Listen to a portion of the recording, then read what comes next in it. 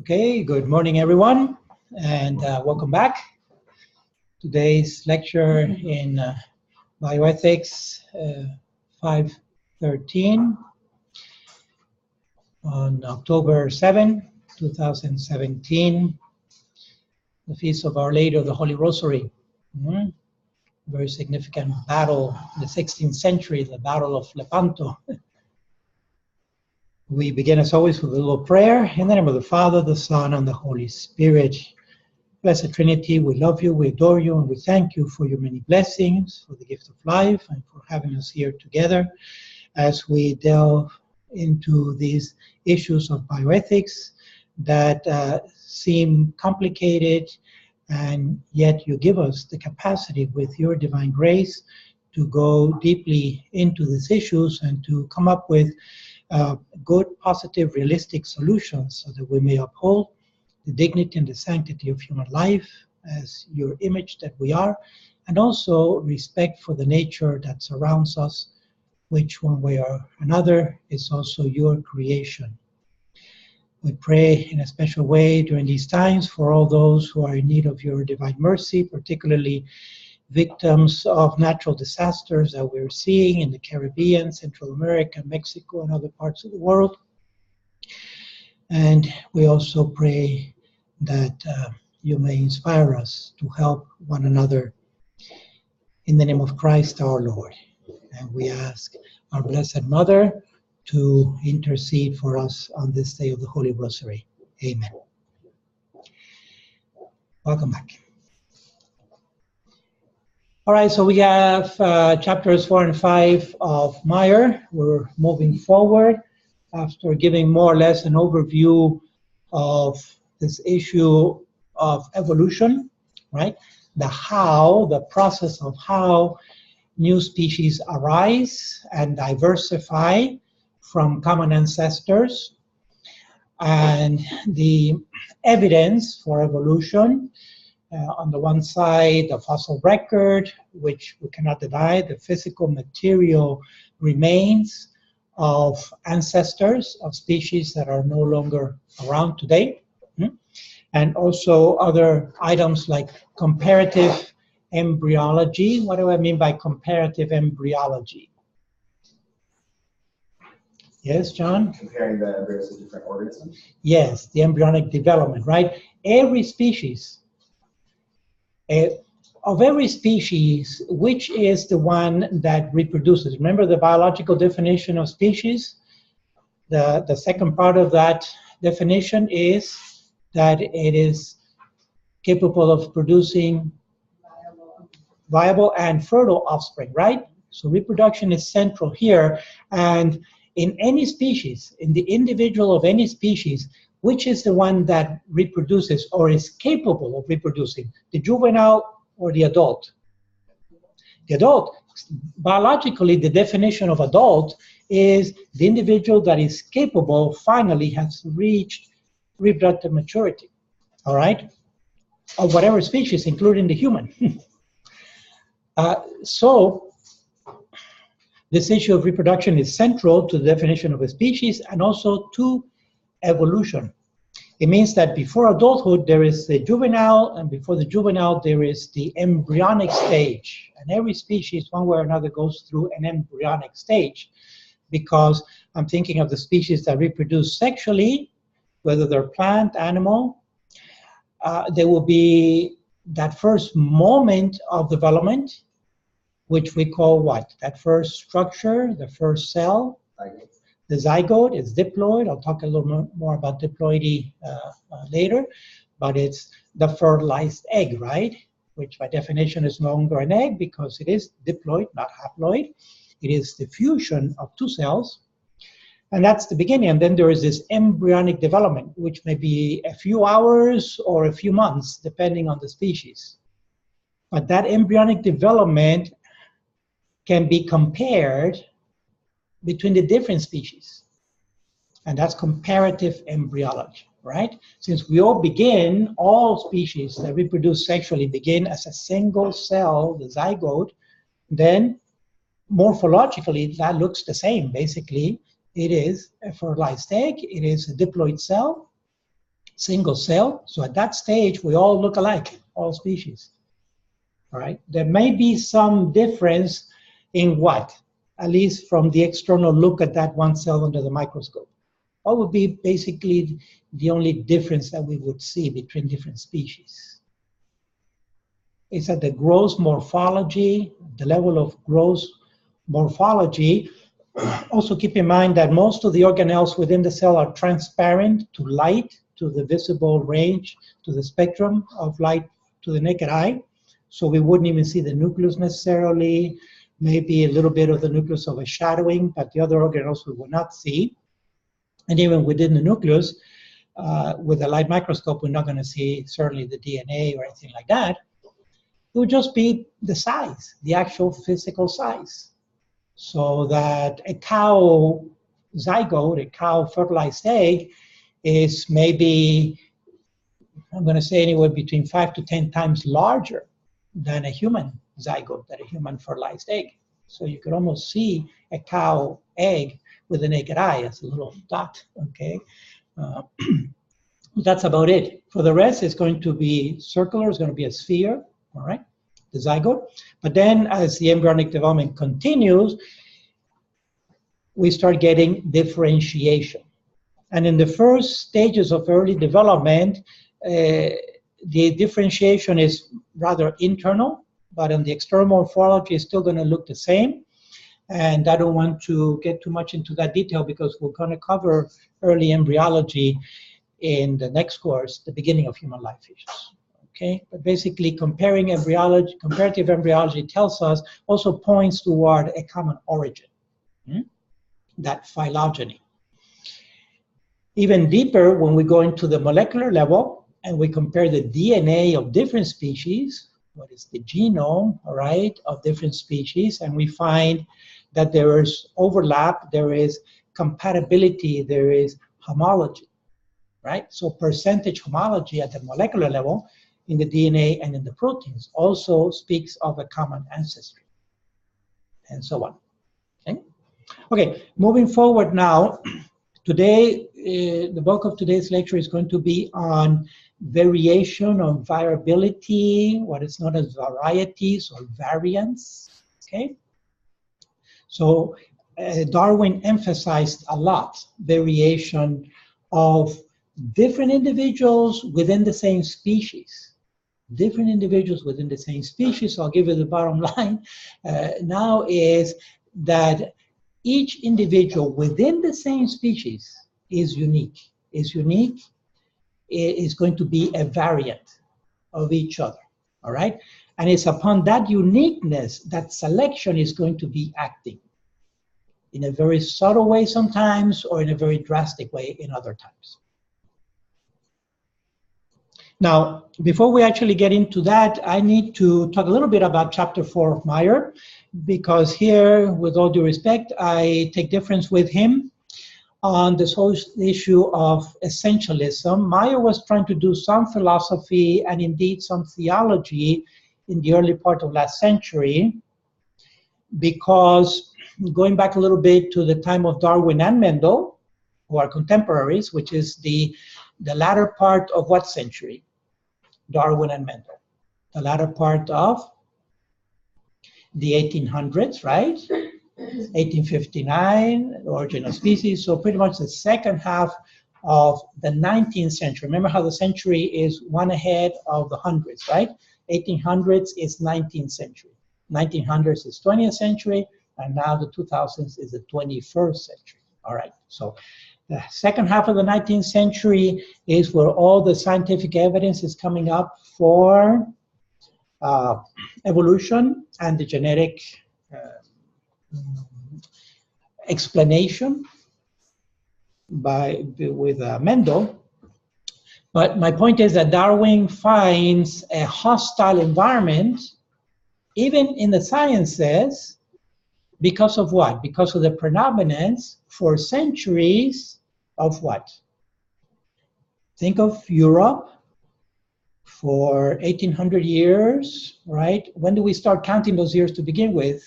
What is the point? What is the spartiacque, the water split for 2,000 years. What happened 2,000 years ago that starts marking our years? The birth of Jesus Christ, right?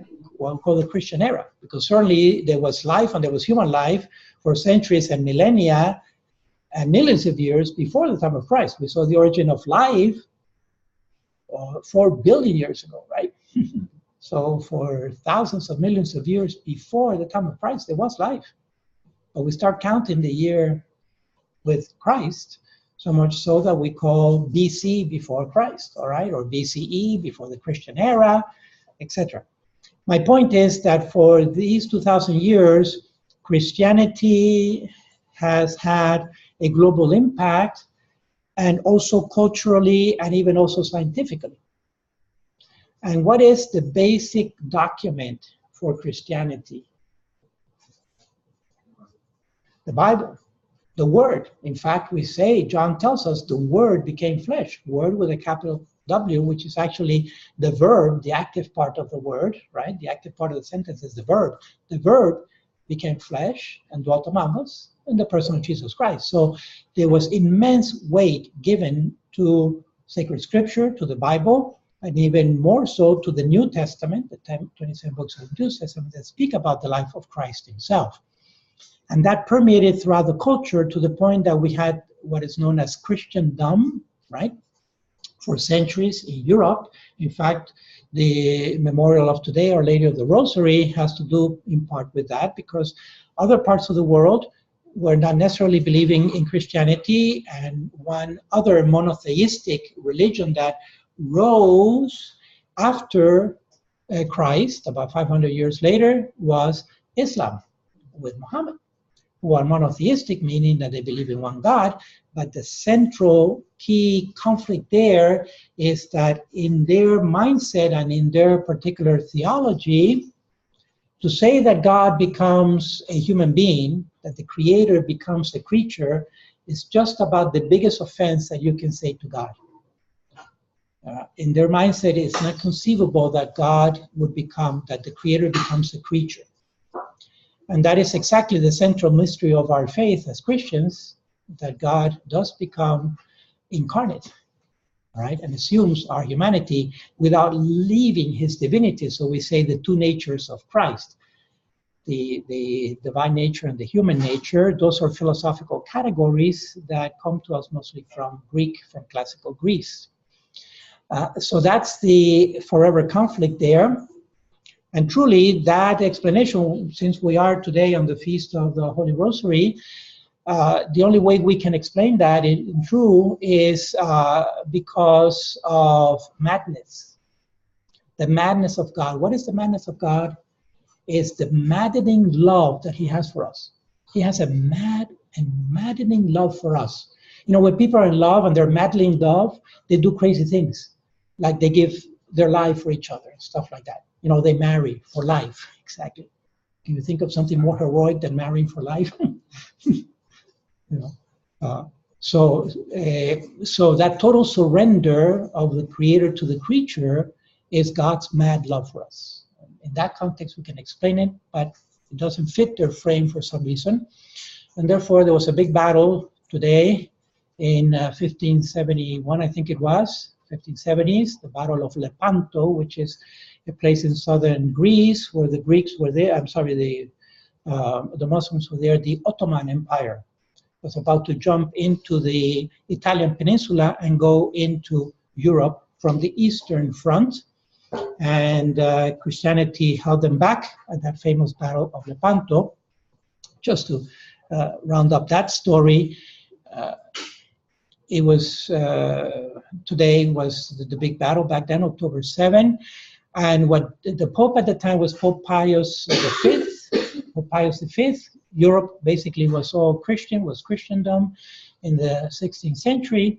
But there were many, many different kingdoms. For example, in Italy, where there was the kingdom of Naples, the kingdom of Sicily, the kingdom of Tuscany, the kingdom of Venice, the kingdom of Genoa. So many kingdoms, and so the rest of Europe was that way also, Spain, etc.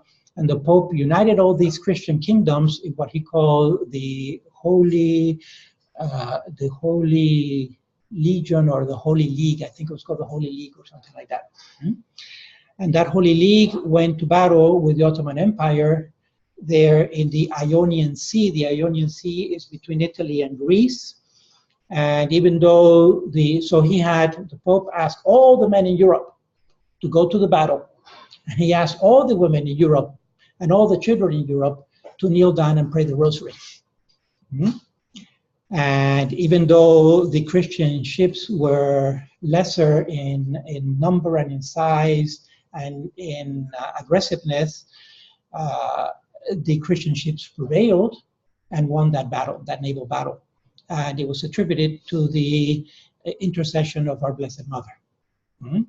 And so that's why the Feast of the Holy Rosary is associated today with that famous Battle of Lepanto 500 years ago. Father Scioffi. Yes. If I may add to your wonderful presentation and dissertation on this occasion of the Battle of Lepanto, yes. From a literary standpoint or point of view, a great man, a young soldier in those days, called Miguel de Cervantes y Saavedra, took part of that great battle, and he called it in his writings, La más alta ocasión que vieron los siglos. So, and that's when he was wounded in his left arm, and that's why in Spanish he is called El Manco de Lepanto. Yes, thank you. In fact, the most illustrious of historical event of the centuries, more or less, is what he called it. What did Cervantes write? It was also the golden era of Spanish literature and many other places in Europe. And Cervantes wrote Don Quixote de la Mancha, right? The Man of La Mancha, which is a classic, which, by the way, is a satire of the chivalry of the Middle Ages. Just like you ever saw The Good, the Bad, and the Ugly, the spaghetti, ever heard of the spaghetti westerns, right? When Italian filmmakers started making westerns, Western cowboy movies, right? The Good, the Bad, and the Ugly, come on. I'm not that old. Anyway, that was a satire, but it was so well done that people took it for real. It was so sophisticated and so subtle, the satire, that they thought, the Spanish at the time thought that that was the greatest novel of chivalry, Don Quixote de la Mancha, all right? To this day, there are even plays of it and so forth, but it was really a satire of chivalry, just like the spaghetti westerns are a satire of the real Western movies of John Wayne and so forth, okay? All right, back to Meyer, chapter 4, and so essentialism, right, all right. So what Darwin found as a big stumbling block to promoting his scientific theory of evolution is that it did not really require any divine intervention. And I qualify it as direct divine intervention. And I spoke a little bit last time about this issue of spontaneous generation, right? That if God is God, God can create whatever he wants, whenever he wants, and he'll just make a giraffe today and a hippopotamus tomorrow and a human the day after, and he just keeps zapping and by magic pulling out all these species from the magical hat. That was pretty much, it's what we call today a fundamentalistic interpretation of the Bible, of sacred scripture, just taking the word at its literal context, which is not our Catholic interpretation of Bible is deeper, the sensus plenior. We'll pick up on that in a few lectures toward the end of this course. But basically, that was the interpretation of the Bible, and so there was kind of a sacred realm when it came to life, and especially human life, to not do violence to the biblical text. And there was no deeper interpretation there. So there was that resistance, if you will. That's at the level even of scientists. I mentioned to you that Darwin, of course, was growing up and living in Great Britain at the time, and many of his professors were scientists, geologists mostly, and naturalists, but they were also clergymen. Of course, they were Anglican clergy, which is the religion of the state religion to this day of Great Britain. But there was this separation between the belief system and the scientific evidence. Geology was already beginning to make a crack at that, but life was still too sacred to meddle with. But there was also in the background the scientific revolution ever since Copernicus, back in the 16th century precisely, and Galileo, and there was a push there to be more evidence-based. All right, so Darwin finally lands his book on the origin of species in 1859, and it causes that ripple effect of questioning creation from a theological perspective or religious perspective. And that stayed, even with the level of the people, for several decades into the 19th century, the beginning of the 1900s, okay, to the beginning of the 20th century. And so Meyer has this complaint that evolutionary theory did not take firm grip and hold. There was a delay on the synthesis precisely because of the prevailing ethos of a religious belief of creation, and especially creation of life and human life. And so it took several decades until the 30s or 40s, the 1930s or 40s, when we have what is known as the modern synthesis in biology and science of combining Darwin with Mendel and coming up with the descent with modification, that there could be a physical, physiological, material explanation of speciation and diversity, the diversification and so forth, from a purely physical laws of nature, okay? And because of that, he drags that into the textbook and devotes the early chapters to that argument and discussion. The sad part, from my perspective, is that he's taking all that religious ethos or worldview into what he calls essentialism, all right? And the problem with essentialism is precisely in the ism. It's in the ism, that is an exaggeration, all right? And I want to make a distinction between what is essential and what is essentialism. Because by rejecting essentialism, which we reject also, all right, is the world of the abstract realities. By rejecting essentialism, he also rejects the category of essence. But we need to rescue the category of essence, because essence is a philosophical category that is very real and true, all right? And I'll give an example from the grammatical perspective. As humans, once we learn how to speak, we cannot get away from grammar and syntax and the fact that we communicate in languages. The 4,000 languages, 4,000 plus languages that are in the world today. By language, I mean with a written lexicon and with the written syntax, okay? Dialogues are even more than that. But what we have in the language, two main parts of the sentence are the noun, then the adjective, and of course the verb, which indicates the action. But the noun, another name for the noun, is the substantive, right? In Spanish, el sustantivo. We also call it nombre. Nombre is noun. Sustantivo is substantive. Then you got proper nouns and common nouns. Our first name and our last name are what? They are proper nouns, right? But the building, the desk, the chair, and the person, those are common nouns. Why are they common? Because they appeal to our intuition. Once we know what that noun means, that noun is tagged and labeled, and it's exclusive. So that a chair is not a desk, and a desk is not a door, and a door is not the sky, etc., for all the common nouns. So when we go to substantive, the noun substantive gives us a substance. And another word for substance is essence. And in Latin, we call that the quid est. What is it? It responds to the question, what? What is it? What is it in front of me? Once I learn a language, I can identify what is in front of me. Okay? The adjective then is going to qualify the noun. And there are many, many different adjectives. Tall, short, colors, etc., etc. Composition of the noun. So sticking with chair, for example, right?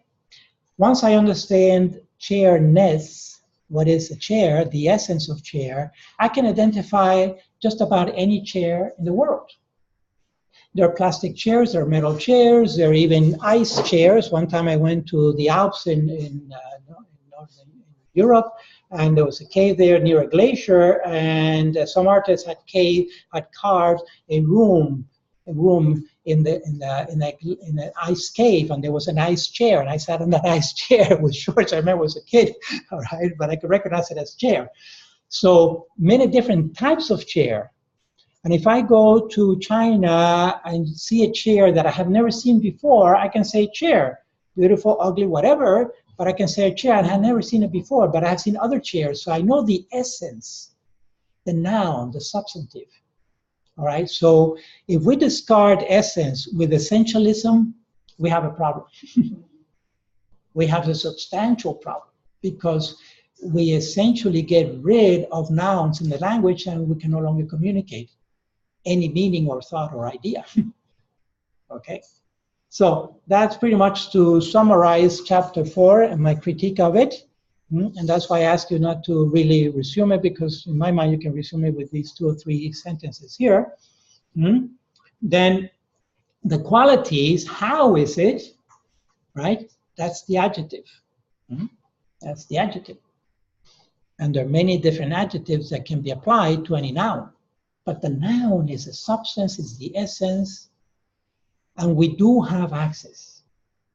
Unlike any other species, as far as we know, when a lizard looks at a flower, it has no clue that that is a flower.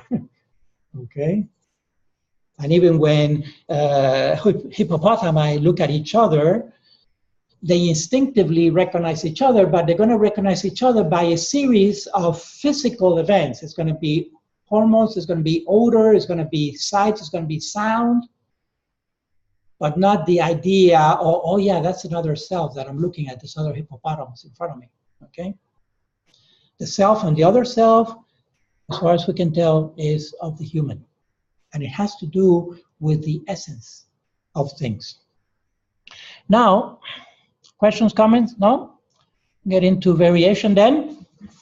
More proper on today's lecture. And I'll be covering these various points. What is variation itself? And then we have to put it in the context of population and population range, polymorphisms. Then we're going to get into some genetics and look at quantitative traits. And we'll also look at Mendelian traits there. And we'll land it with the 5 theories, the 5 main theories of evolution of Darwin. And that's a very excellent point that Meyer makes, that Darwin actually have 5 kind of standalone theories of evolution, that they're relatively independent of each other. Okay, ready? Forward. So let's look at variation. Variation is going to occur. I need you to think very physically here, all right? Materially, of species, of any species that you can think of that you love or hate. But we're going to find these 4 characteristics in any species that we can think of, in all of the individuals of that species, all right? There's going to be a morphology, there's going to be a physiology. When we go deep, and that's going to be at the level of the entire organism, at the entire individual as a whole. But then if we go within that organism, physically, we're going to find molecules. The whole metabolic process is going to be a very sophisticated dance of molecules within the soup, in the cellular soup of the cytoplasm. and again, the entire organism, but we can take it down to the molecular level. And there's also going to be activity that that organism is going to be involved in, and that's the behavior. All right? In a broad sense, even plants have behavior, right? For example, when a flower opens, that for the plant represents a sexual behavior because it's exposing the reproductive organs, which are now ripe and ready for the process of reproduction. Okay?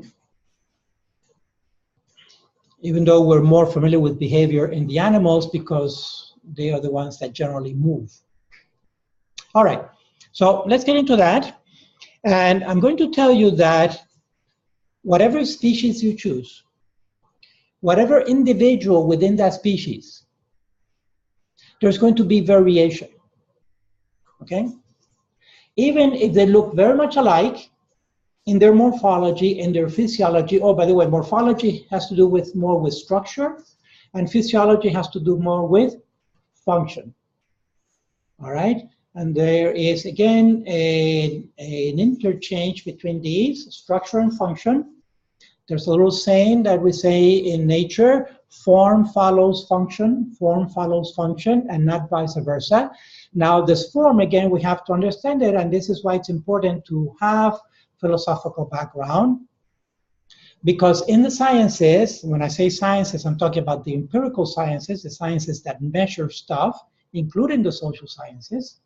All right, but certainly the natural sciences, the empirical sciences, biology, chemistry, engineering, etc., right? When the empirical scientists talk about form, as in form follows function, they're really talking about shape. But philosophically, form and shape are different, all right? For example, in here today, we are 3 and 4 is 7. We're 7 people in here, right? And we all agree that we're 7 human beings, right? Now, how many shapes, how many human shapes do we have in here? We definitely have 7 different shapes, right? Some of the differences may be large, some of the differences may be small, but we have 7 different human shapes in here. Now, how many human forms do we have? We have 1 human form because form gets to the essence precisely. We're all human. So the noun, see, form goes to the human. So anything that is materially has a form and has a shape. Okay? There are many shapes of cellular forms, but there's only 1 form of cellular form.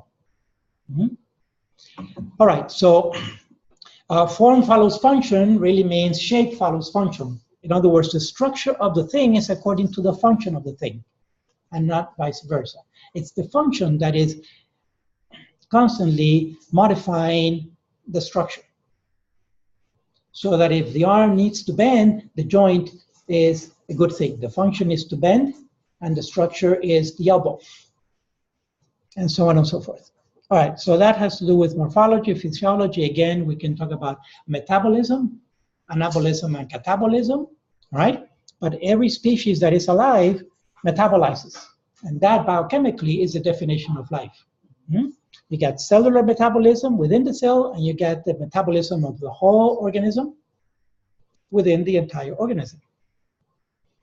And I'm telling you that there is variety upon variety upon variety of whatever individual or whatever species at whatever time or age that we set. What is the most drastic example where one could challenge this variation? What if I told you 2 individuals that derive from a single zygote? In other words, a single fertilized egg. That single fertilized egg has the genome of the mother through the egg, has the genome of the father through the sperm, which is now a zygote. That zygote, how many genomes in that zygote? 1 genome. Half of it, 50%, comes from the mother, the other 50% comes from the father, but the zygote has its own genome, which is unique. It's a combination of those 2 previous genomes, right? So now we have a zygote, whatever species, and eventually, through a process in embryonic development, early embryonic development, that zygote goes to the morula, to the next stage, and somewhere between the molar and the blastula, splits into two individuals. Those two individuals have what we would say essentially identical genome. They have the same DNA sequence, essentially. I say essentially because we need to leave a little room for some particular mutation that may have occurred on one and not the other. Remember, in the case of a human, we're talking about 3 billion, right? Which is 3 × 10⁹ base pairs. We'll see that a little more graphic in a minute. But any one mutation in those base pairs can cause an actual real mutation. All right? So I say essentially those two individuals have essentially the same DNA, the same genome. So you would expect that DNA to express the same and have two identical individuals. We call those identical twins. Scientifically, they call monozygotic twins because mono refers to one, zygotic refers to the zygote. They come from one zygote.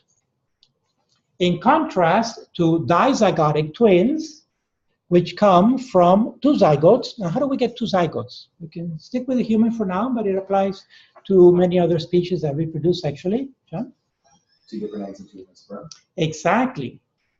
Remember that for an ejaculate, for a human ejaculate to be considered potent, clinically speaking, all right, it has to have at least, I think it's about 500 million sperm in it, all right, for human ejaculate to be considered clinically potent. So at fertilization, there is sperm galore all over the place within the reproductive tract. But what is in short supply is the egg, which naturally, on average, a woman also only matures one egg per cycle, one egg at a time. And so if there's one egg and you have millions of sperm around, that egg on average is going to get fertilized by one sperm, the first sperm that arrives, and within a nanosecond, the next sperm is arriving. So there's a very fast reaction called the cortical reaction that seals the egg. We'll get into that in the beginning of life bioethics course next semester. But basically, if there are two eggs, on average, those two eggs are also going to get fertilized because there's millions of sperm waiting around to fertilize.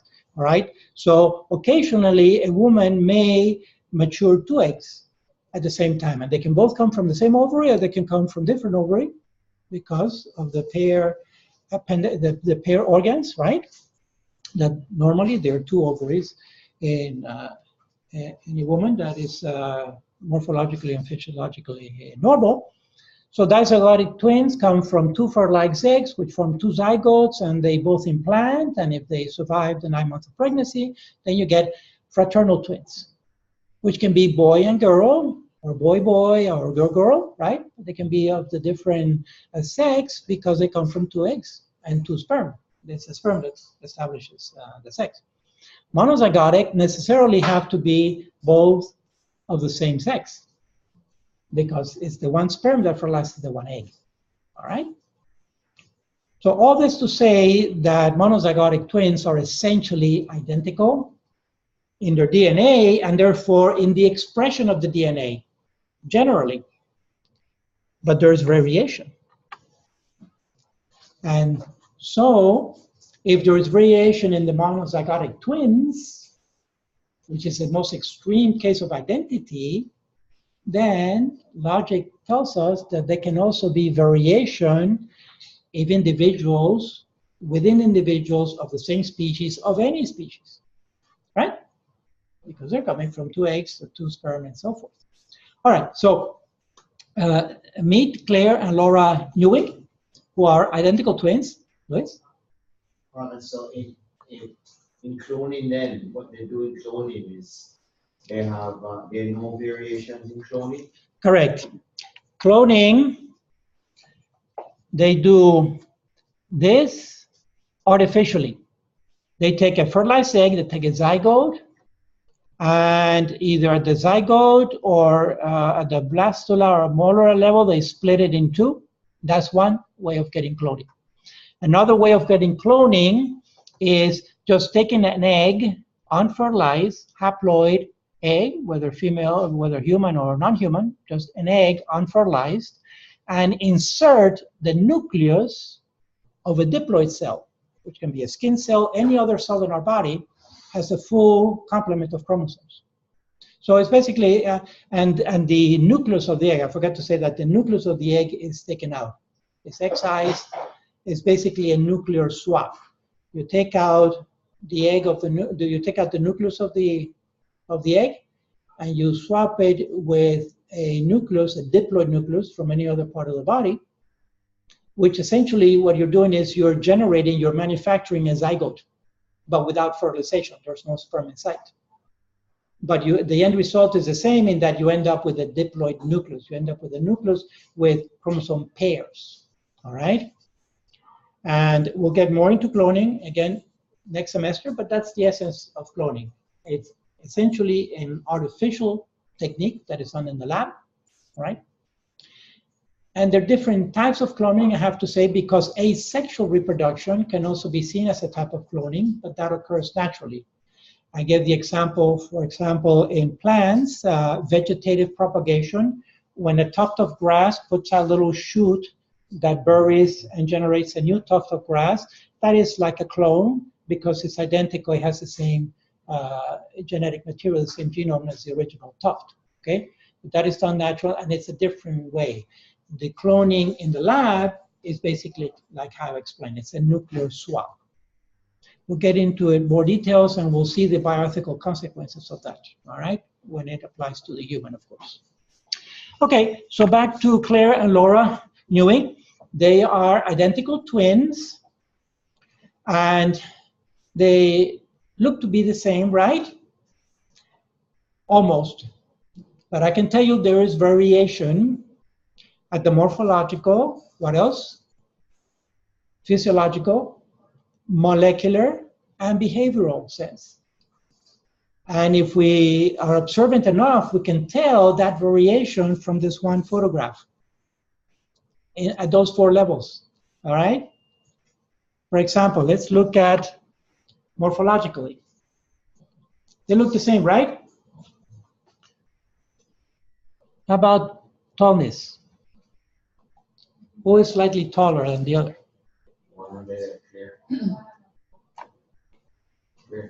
Claire is slightly taller, right? Yeah. Okay. Now they can still have identical DNA. Maybe Claire ate a little more than Laura. Maybe Claire got the first dish and Laura got the second dish. Or maybe Claire exercised a little bit more or drank more milk, who knows? But she's slightly taller, seems to be, right? Morphologically, there's variation. What if in some drastic case, what if this tallness also applies to the legs, which is typically the area of largest growth, especially the femur. The femur is the longest bone of the body, right? And that's typically where the difference in height occurs, in the length of the femur itself, which is associated with the legs, which is associated with walking, it's also associated with running. So in general, longer legs would tend to run faster, right? What if in some drastic case, some extremely evil person is coming after these 2 ladies, and who on average would you think would outpace the other? On average, Claire may just get away by an inch, and the evil aggressor got on Laura, so Laura did not make it to reproductive success. Now Claire's genes of that slight millimeter of length in the femur is going to get passed on to her offspring. So hypothetically, that could be a selective advantage in a drastic case. See how it works? So variation is not to be taken lightly. The whole point is that natural selection may act on variation. If there's no variation, there's nothing on which to act. All right, how about physiologically? No difference, right? How can you tell physiology? Professor, how can you tell physiology? It's a little on the lower part, but oh, kind of dark there. So who has more freckles?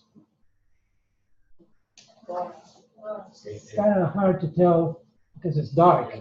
But look at the cheek region, for example. Look at the nose, the nose tip. Slightly, I would say that Laura has more freckles. Well, that's a physiological expression, right? Because that's melanin. She has more melanin that is expressing more. So we can assume that physiologically those freckles did not appear there by magic or were painted. That is a biochemical process that occurred within that produced more freckles. Mm-hmm. Maybe here you can see a little bit better the full picture. All right, so we can assume that molecularly there is a slight difference. And of course, if we get into the molecular level of these two ladies, we're going to find some differences. Slight but real. If there's an expressive difference, there has to be a molecular difference. Slight but real.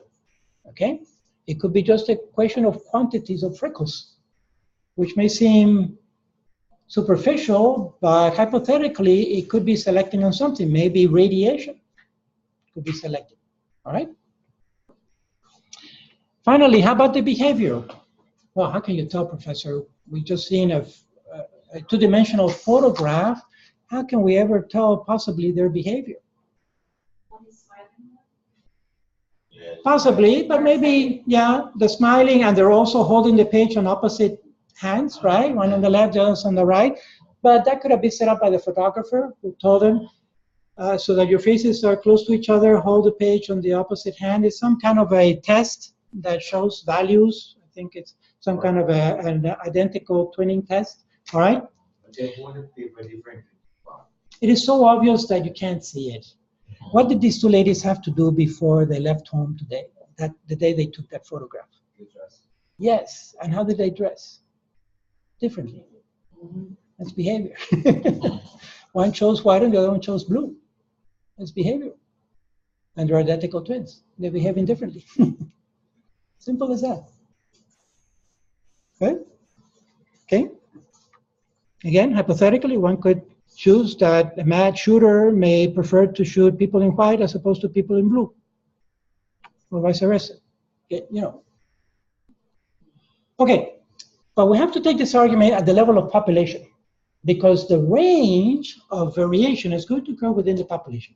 And no species really exists individually. Every species that you can think of forms a population. Remember, the definition of population is what? Two or more of the same species. Of the same species. Okay? Don't fall into the trap. Of the same species. Two or more individuals. We are 7 individuals of the same species. Do we have a population? We have a population. We actually have a subpopulation. I'll talk more about the human population in a minute. So I'm presenting you here. The first one is a population of lions. This is a lioness with her cubs. How many individuals in that population? 4. Don't miss the little fellow back here, okay? He's camouflaged. And by the way, you can see how that code works, right, on barren ground. Pretty much earth color. But these are 4 individuals of a population. We can assume that these are the 3 cubs of this one lioness, all right? And a group of lions is called a pride. I guess the pride of being lions, I don't know. But I can tell you they look very much alike. The color is pretty much the same and so forth. But there is a variation. There's at least a morphological variation that I spotted between these 2 fellows. What do you think? Look at their ears. Look at the black marking on the ear. One is smaller, the other one is larger. It's kind of hard to tell because I magnified this one and it gets blurry, but you see that black marking is much smaller compared to this one, right? And you say, well, black marking, who cares about black marking? But maybe at the level of, let's say that these are cubs, these could be males, and when they grow, if they're trying to establish territory, right, they will position each other and they will posture for strength, the 2 males, to establish who's really going to be the alpha male. All right, in the posturing, their mane is going to come forward and their face, they'll try to enlarge and growl, and the ears may come forward. And at that point, when the ears come forward, maybe those markings make a difference to the opposite male. Whether the black marking is small or large could make a difference. Actually, when they grow, I think the years of felines go back, but or maybe it has to do with reproduction, you know. But that marking may have a selective advantage to have a small versus a large black marking on the inside of the ear. Okay, subtle but real. There's variation there. So I give you an example of a small population, 4 individuals. Here's an example. Here's an example of a large population. What are these? Tulips. All right. So it occurs in the vegetable kingdom also, in the plant kingdom, and in fungi for sure, the 3 main kingdoms. So these are tulips. And what is an obvious molecular variation here that involves physiological background and is showing on the morphology? Evidently, the color, the pigmentation, the chlorophyll content is showing more the carotenes and the xanthophylls that is showing alpha and beta chlorophyll, all right? So carotenes are on the yellow and the orange, xanthophylls are on the red, alpha and beta chlorophyll are blue and green. So there are different intensities, different ratios of these chlorophyll pigments in the different tulips, but these are all tulip, same species. And it's a whole population of tulips here, all right? And there's a range, right? And I didn't count them. I'd say there's several dozen tulips here, but you know, it extends into the background here. So there could be several hundred or maybe several thousand tulips in that field. We go to Holland, you see tulips until the horizon. So it could be several thousand individuals of the same species, which is a tremendous range, even just on the range, let's say, from yellow to red. Okay, that range could make a difference on the pollinators, for example, the bees, on which flower gets more pollinated, which plant gets less pollinated. Could be. So you see the whole issue that variation occurs within the population, and it makes for a range. How about the human? Okay, so we have 6 little fellows here. To me, it's very obvious that they belong to different ethnicities. Okay, and there's a big range in the, what's an obvious range in behavior? They're all around this globe, and it seems to be they all have at least one hand on the globe, all right? Some of them are saying hello. They're saying hello in a different way. This little girl is saying hello this way. This other one is saying hello this way. This other one is back here, hand in the front. Some have the left hand, some have the right hand on the globe. So within the little population of 6 individual humans here, there's a wide range of variations at the 4 different levels. Okay? Again, the 4 levels are morphological, physiological, molecular, and behavioral. And molecular goes down to the DNA sequence, the actual DNA sequence. Forward. All right, so let's get a little more into range. This is Canis lupus familiaris, also known as the dog, who is a subspecies of the wolf. And don't know if these fellows look like a wolf. Maybe the poor German Shepherd looks like a nice wolf or closer, but these other fellows look nothing like a wolf, right? And there's definitely a range from the smallest Chihuahua here to the largest German Shepherd. There's a range, obvious range in size, in coat, in pattern, in hair, so on and so forth, right? If we just look at size and just focus in on size, all right? And let's say that these are all adult dogs. So adult dogs of the whole world, we line them up. We're going to find some dogs that are very, very small and some dogs that are very, very large. Some are almost as large as a pony, all right? But those are going to be extreme. Only a few, the shortest dogs are only a few races, or breeds, like the Chihuahua. And the large ones, like the Great Dane, and there's another one, there's the Irish, I think the Irish sheepdog can be almost as large as a pony, all right? But those are few breeds. Most dogs are going to be in the middle range of size, the mid-range size of dogs, okay? So if we put a distribution of all the size of all the dogs in the world, we would come up what is known as a normal distribution. Statistically speaking, it's also known as a bell-shaped curve or a bell curve. And it's also known as a Gaussian curve because this fellow Gauss, a German from the 1700s, I think, is the one who came up with this. He was a mathematician and a statistician and came up with this type of distribution that is called a normal distribution. When there's a normal distribution, the average height is going to be at the center.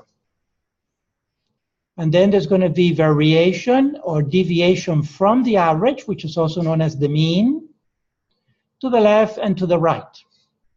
As we go away from the mean, as we diverge from the mean, the examples become more drastic, but fewer, all right? Fewer in individual representatives.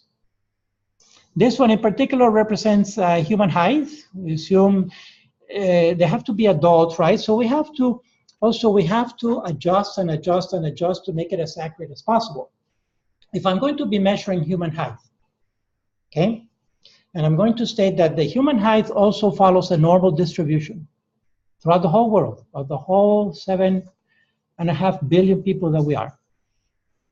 Would it be fair to compare some adults and some children? It's not statistically fair, it's not statistically accurate. Why? Because children, on average, necessarily are shorter than adults. So we'd have to say, we have to adjust. We have to say it's the adult population. We have to qualify. It's the adult population. Now, in general, once we become adult, we more or less stay the same size. But then after a certain age, after the 60s and so forth, we start, yes, we start losing calcium, right, in the vertebrae, and we start shrinking, and the vertebrae start collapsing, and we hunch over, and so we start getting shorter again. Not as short as babies, but we do, yeah. And so the little saying of the little old lady is literally true, you know. Because she's old, she's smaller, she's lost calcium, her vertebrae have collapsed, and she's lost size, also bone density, including the femur, and so forth. So to be fair in statistics, we would have to adjust for age also. And we can say, so we can do it at every year. So we can measure the babies, newborns. We can measure all newborns, and there will be a range, right? And there will be a normal distribution of the size of newborn babies, right smack after they're born. And there will be an average size, and there will be some that are smaller, some that are larger, and the very small are going to be few, and the very large are also going to be few. Those are the tails, or called the tails of the curve, represented here in yellow and orange. But most are going to be toward the center, toward the mean. And so we'd have to adjust for every year, you know, 1-year-olds, 5-year-olds, 10-year-olds. Once we get into the 20s, whatever, into adulthood, we pretty much stay more or less the same size. But if we really want it to be accurate, it depends on the study. Depends how accurate you need to be, okay? But for, if you're going to do teenagers, you definitely have to go by years. And even within years, in certain years, you may even have to go by months, right? Because that's the time of stretching. So it depends. But there's going to be an average height at every step of the way for humans, at every year, at every month of our lives. It's going to be an average height, and then it's going to be deviation from the mean. So that's a normal distribution. Not all distributions are normal. Some are skewed, either to the left or to the right of the norm, okay? And when they're skewed to the left, it's called a positive skew, and when they're skewed to the right, it's called a negative skew. Here's an example of a skewed population. These butterflies are called heliconians. They are related to dragonflies, which are not butterflies. But you see that they have a similar wing pattern, wing shape, morphology to dragonfly, more or less. Two sets of long wings with little or no appendages, kind of smooth, all right? And I'm saying that it's a skewed population. There are many morphologies that we can look at here, of course, and many characteristics, but I'm focusing on the general pattern, which you see they all have the same general pattern, right? Okay, it's called mimeticism, but they're skewed. This population is 10, actually it's 11, 2, 4, 6, 8, 10. It's 11 because this one, do you see here, this is actually 2. It's only showing half of one and half of the other. It's a slightly different pattern from here than here. It's actually 11 shown here. But I wanted to point out that of these 11 butterflies, 6 are showing what is known as a tiger pattern. And what is a tiger pattern? The banding of dark and light. See the banding of light and dark? Is it in this one? Yes. This one, yes. Yes, yes, yes, yes. More light, but there's a tiger pattern. This, no, no. Okay? So these 6 are showing what is known as a tiger pattern banding. And so it's a little skewed because it's 6 out of the 10 or 6 out of the 11. It's slightly skewed off the mean. All right? So that's an example of a non-normal distribution. Here's another example of a non-normal distribution when we take the height, the average height of men and women together. The average height of men, on average, is a little taller than the average height of women. Women represented with the pink bell-shaped curve, and men represented in the blue. Because this is what is known as a dimorphism. It's known as a slight dimorphism. A slight. Our species, some species have no sexual dimorphism. In other words, the male and the female are the same size, like I think chimpanzees, the skeleton of a chimpanzee. But others have drastic bimorphism, sexual dimorphism. In other words, that the male and the female are drastically different in size, precisely the gorilla. The male gorilla is much larger than the female gorilla. Okay, same species, but dimorphism on the sex. For humans, we have what is known as a slight dimorphism. Is that on average, for the same age, men are on average a little taller than women by a few inches. The inches are here. On average, this is 5.7½ for the men, 5.2½ for the women. We can just round it. We can round it up or down just for ease of the math. So let's say 5.3 and 5.8. The difference 3 to 8 is what? 3 to 8 is 6.6 feet, 0.6 feet, which is about 6 or 7 inches, right? Because down here the height is in feet on the x-axis. So there's an average difference, of about 6 inches between men and women of the same age in the general population. Obviously, some women are taller than some men, okay? But they're off the mean. So when we take those two populations together and we select height, we're going to come up with what is known as a bimodal distribution. Yes, 2 modes.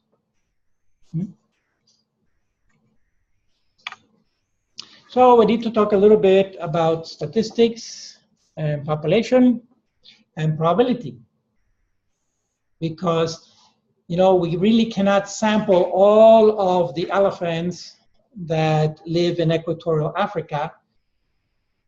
We need to get a sample of the population. And what is going to be a sample, a representative sample? I can tell you in general, the big general picture is that in general, 100 is a good number, all right? As a sample, it's a representative sample. But it really depends a lot on what species we're looking at and also what it is that we're measuring. For example, right? 100 tigers, 100 Bengal tigers in the jungles of India, maybe a good representative sample of the population. We couldn't come up with 100 Florida panthers. I'm talking about the animal, not the team, right? Because I think there are only about 16 of them left. So we sampled the 16, that's the whole population of Florida panthers. But in general, in large populations, so 100. But it really depends, because if we're measuring bacteria, 100 bacteria is nothing, right? So that's just for statistics in general. But in statistics, we go into what is known as a probabilistic model, which is not deterministic, all right? We can say that we are exactly 7 individuals. Well, we were 7 until a minute ago. We're 7 individuals here exactly. That's a deterministic number, right? Someone looking from the outside, looking in, they could say there are more or less 7 individuals in there. That's going to be a probabilistic model because it's more or less. Or we can say on average, 20 students come into this classroom throughout the week, on average. That's probabilistic. But if we count the actual individual, that becomes deterministic. One science that works on probability and is a statistical model is medicine. The doctor will say, chances are, he's saying the probability of, on average, this disease occurs very seldom or very often, or you'll be healed within a week or so. But it's a probabilistic model. Until it actually happens to each one of us, it's not deterministic, all right? So that's a forever challenge that we have. And that's why statistics can be used for verifying and validating any kind of possible lie we want to put out there. I remember way back, graduate school, reading a book on the use and misuse of statistics. Because statistics can be used to justify just about any reality that is not so. But just to be clear on some basic concepts here, for any number, we can express it in 3 ways. We have 3 ways of expressing any number: in a in a fraction form, or in a decimal form, with or without the 0. Okay? And by definition, any decimal is going to be smaller, it's going to be between 0 and 1. If it's more than 1, then it's a mixed number. Or by percentage, which means 50 over 100, which is the same if we do the math, right? If we simplify 50 over 100, we get 1 over 2. It is essential that you folks become familiar or converse with these conversions, all right? That you can go back and forth between fractions, decimals, and percentages. And if you can do that, you're way ahead. I would say you're above 90% of the other student population, certainly of the US and maybe of the world. Because students come in here with a high school diploma and they cannot go back and forth like that any longer. They have to pull this out and do it. Okay, so yes, it's getting very drastic out there. But as scientists and bioethicists, it's essential that you're able to do this, and that's a simple one.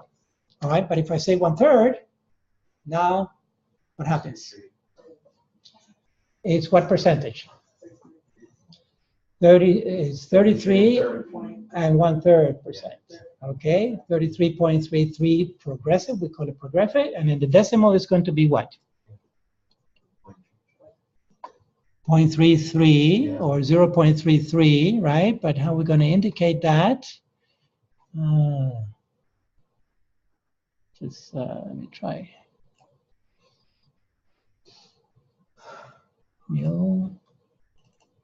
Just wanted to show you a little. I don't know if I'll be able to do it here actually. So 0.33 progressive. What you do is you put a little bar on top of the 2 3s. I don't know how to do that in Word. But you'll put a little horizontal bar on top of the 2 3s. But that means that those 2 numbers repeat indefinitely. All right, and that means progressive, and that means 0.333333 to the infinite. right? That's how it's showing in decimals. In fractions, much easier to do 1/3, and in percentage, you probably stop. It depends on what, because on percentage, it also depends on what degree of precision do you need, you know, to what decimal, to the first, second, third decimal, fourth decimal, you stop there, okay? And then the rounding off is at 0.5 above or below. All right. Just little details on basic arithmetic, which people forget by the time they get to college. So you see probabilistic systems are based on percentages, on average. The standard rigor for science, minimal, is 95%. Okay, that's the minimum. That's 1 degree of freedom, or 1 standard. The minimal standard, 95%. Okay. The next level is 99%. When we translate, by the way, when we translate 95% into decimals, 0.05, right? 99 is going to be 0.01. In other words, 1% off variation, so 0.01. That's the second standard of rigor. The next level of rigor, the third standard of rigor, is 99.9%, which is going to be 0.001. Okay? And that's a high rigor. And then so on and so forth. But the minimal rigor is 0.05, probability 0.05, or 95%. So if an experiment comes out like 93%, it could be possibly explained by chance. Okay, the null hypothesis has not been denied. Okay, so we can see that in general, the empirical sciences have very high standard to begin with, and they go higher from there.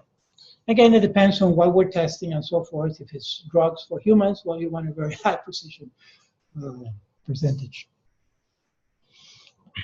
The mean is also, the average is also called the mean, and it's the sum of the individual numbers divided by the number of numbers. So you all know how to take an average, right? This is the simple, this is known as the arithmetic mean. There are other means, all right? But this is the arithmetic, or the simple mean, is the sum of all the individual numbers divided by the actual number of digits to give you that average. The range is all the individual numbers, all the observations in a population. That's the range. And the variant is going to be each individual in the population. Each individual is a variant, because we just got through saying that variation occurs at the fall levels in every individual of every species. Questions so far? No? We're good? Moving forward? Yep. Okay. I'll send you this, by the way, at the end, okay? So you'll have the PowerPoint also, and the link and everything else, so you have redundancy. Let's see where we are here on the handout. Yes. Warmer? We can try. That's why I bring these things. And feel free to use any of these. Yeah. I need a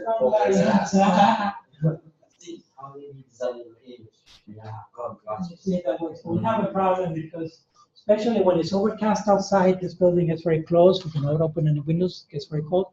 And it's kind of tuned for having dozens of people in here Monday through Friday, which generate their own heat. Right. But feel free to take any of these, please do. I'm serious about it. Don't worry. Just give back at the end. Yeah.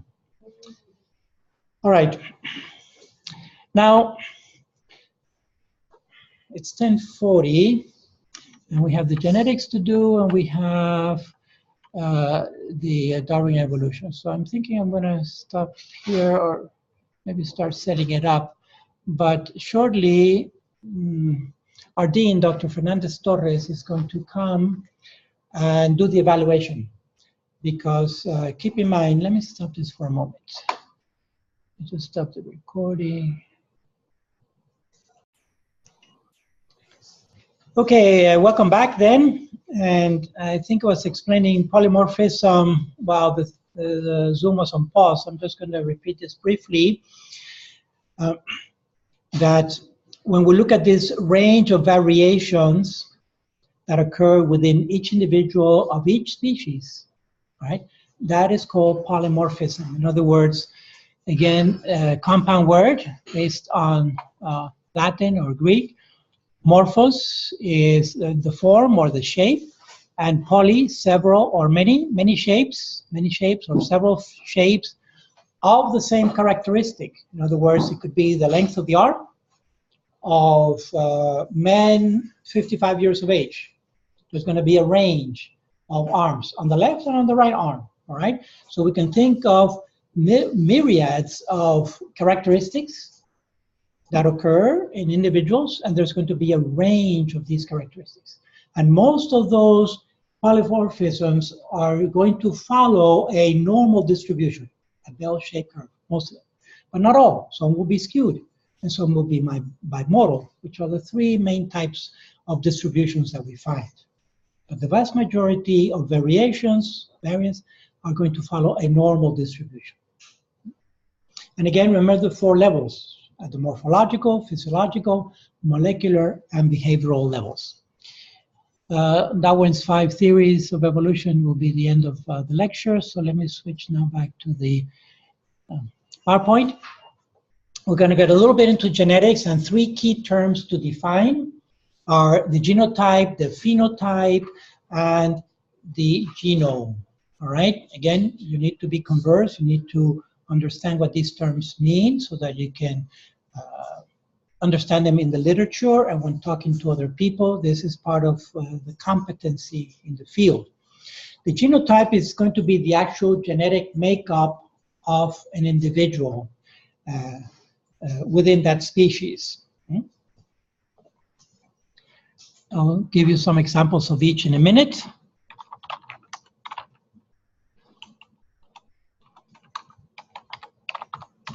So it's the makeup of the individual within a species.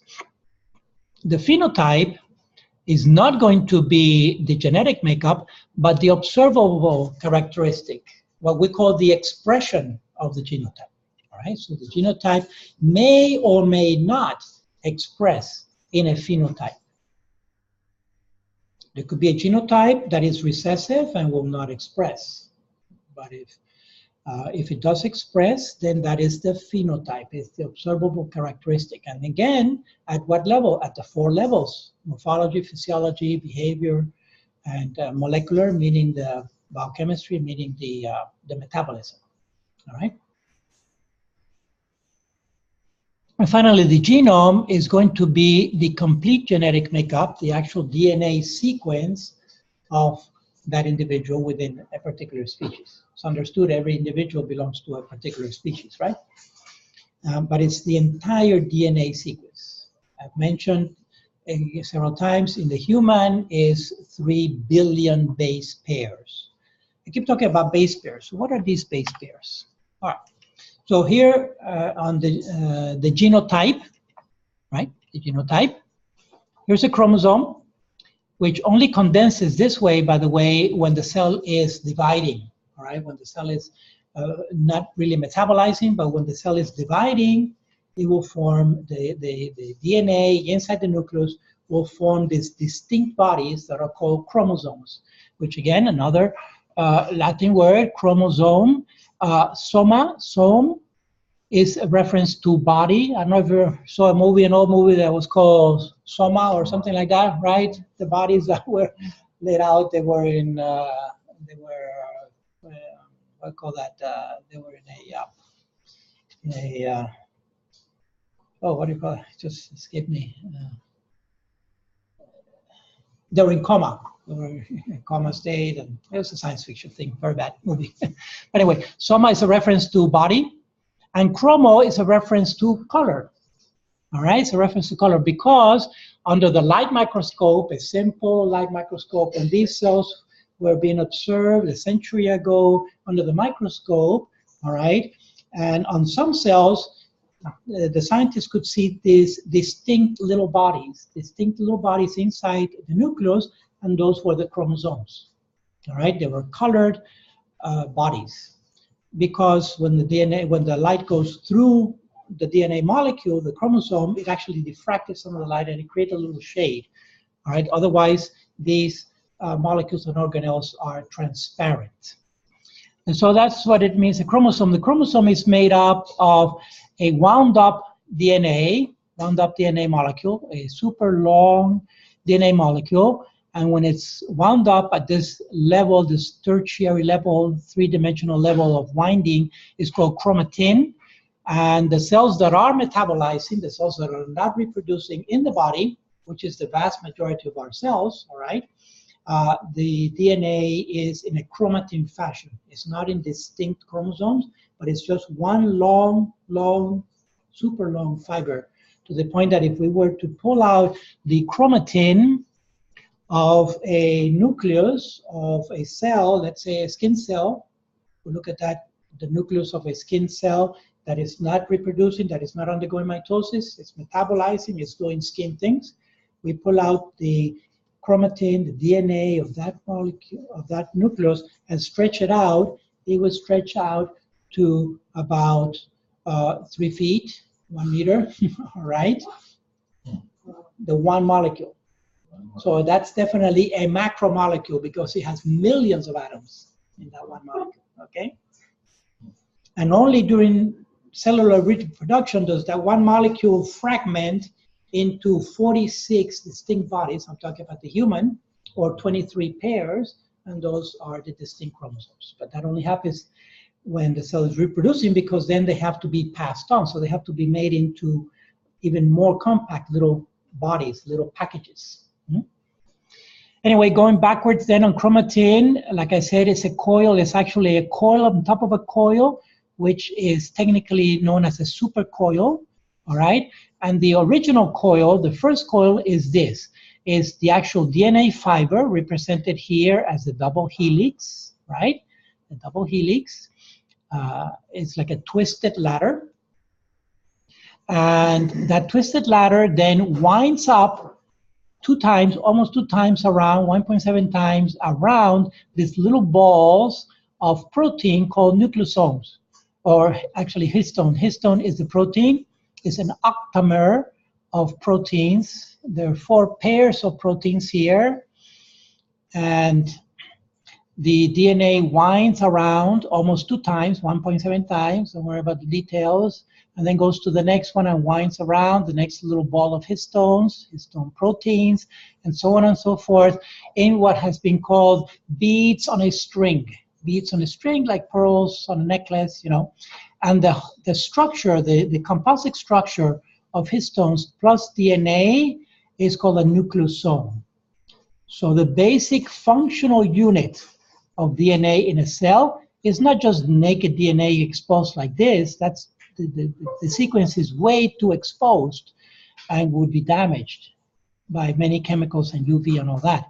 The basic unit is the nucleosome.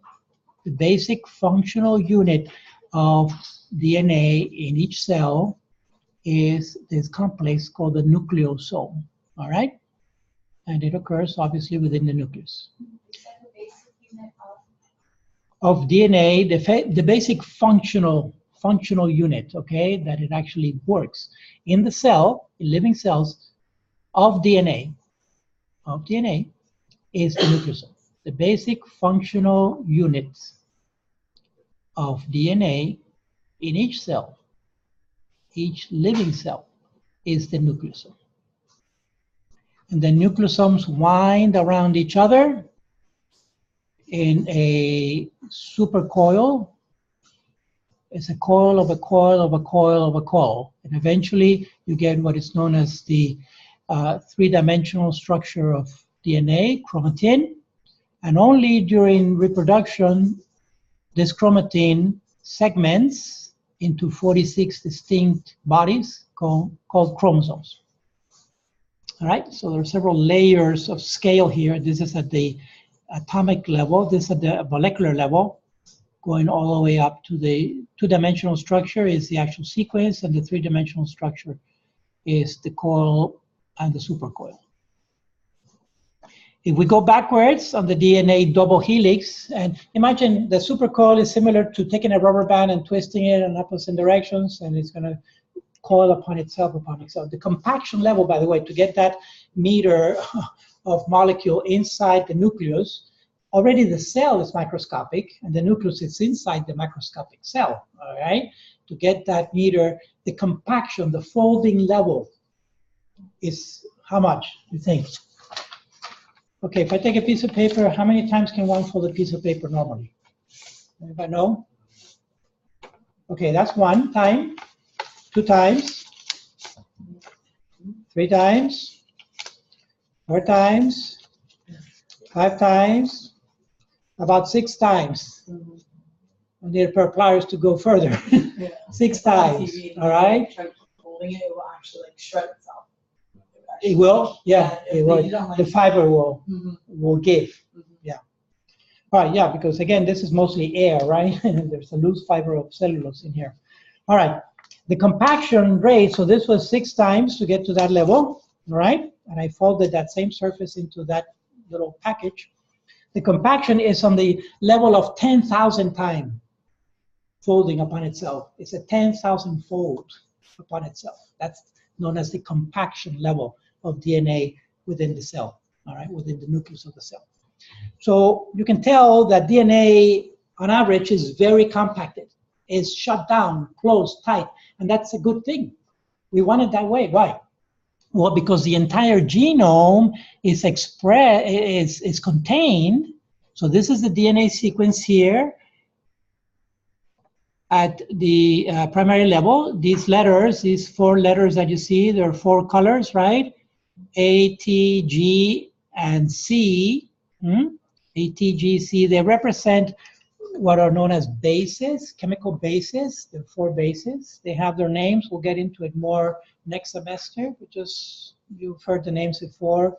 A for adenine, T for thymine, C for cytosine, and G for guanine. Don't worry about the names. They're just represented by these 4 letters, but they occur in pairs.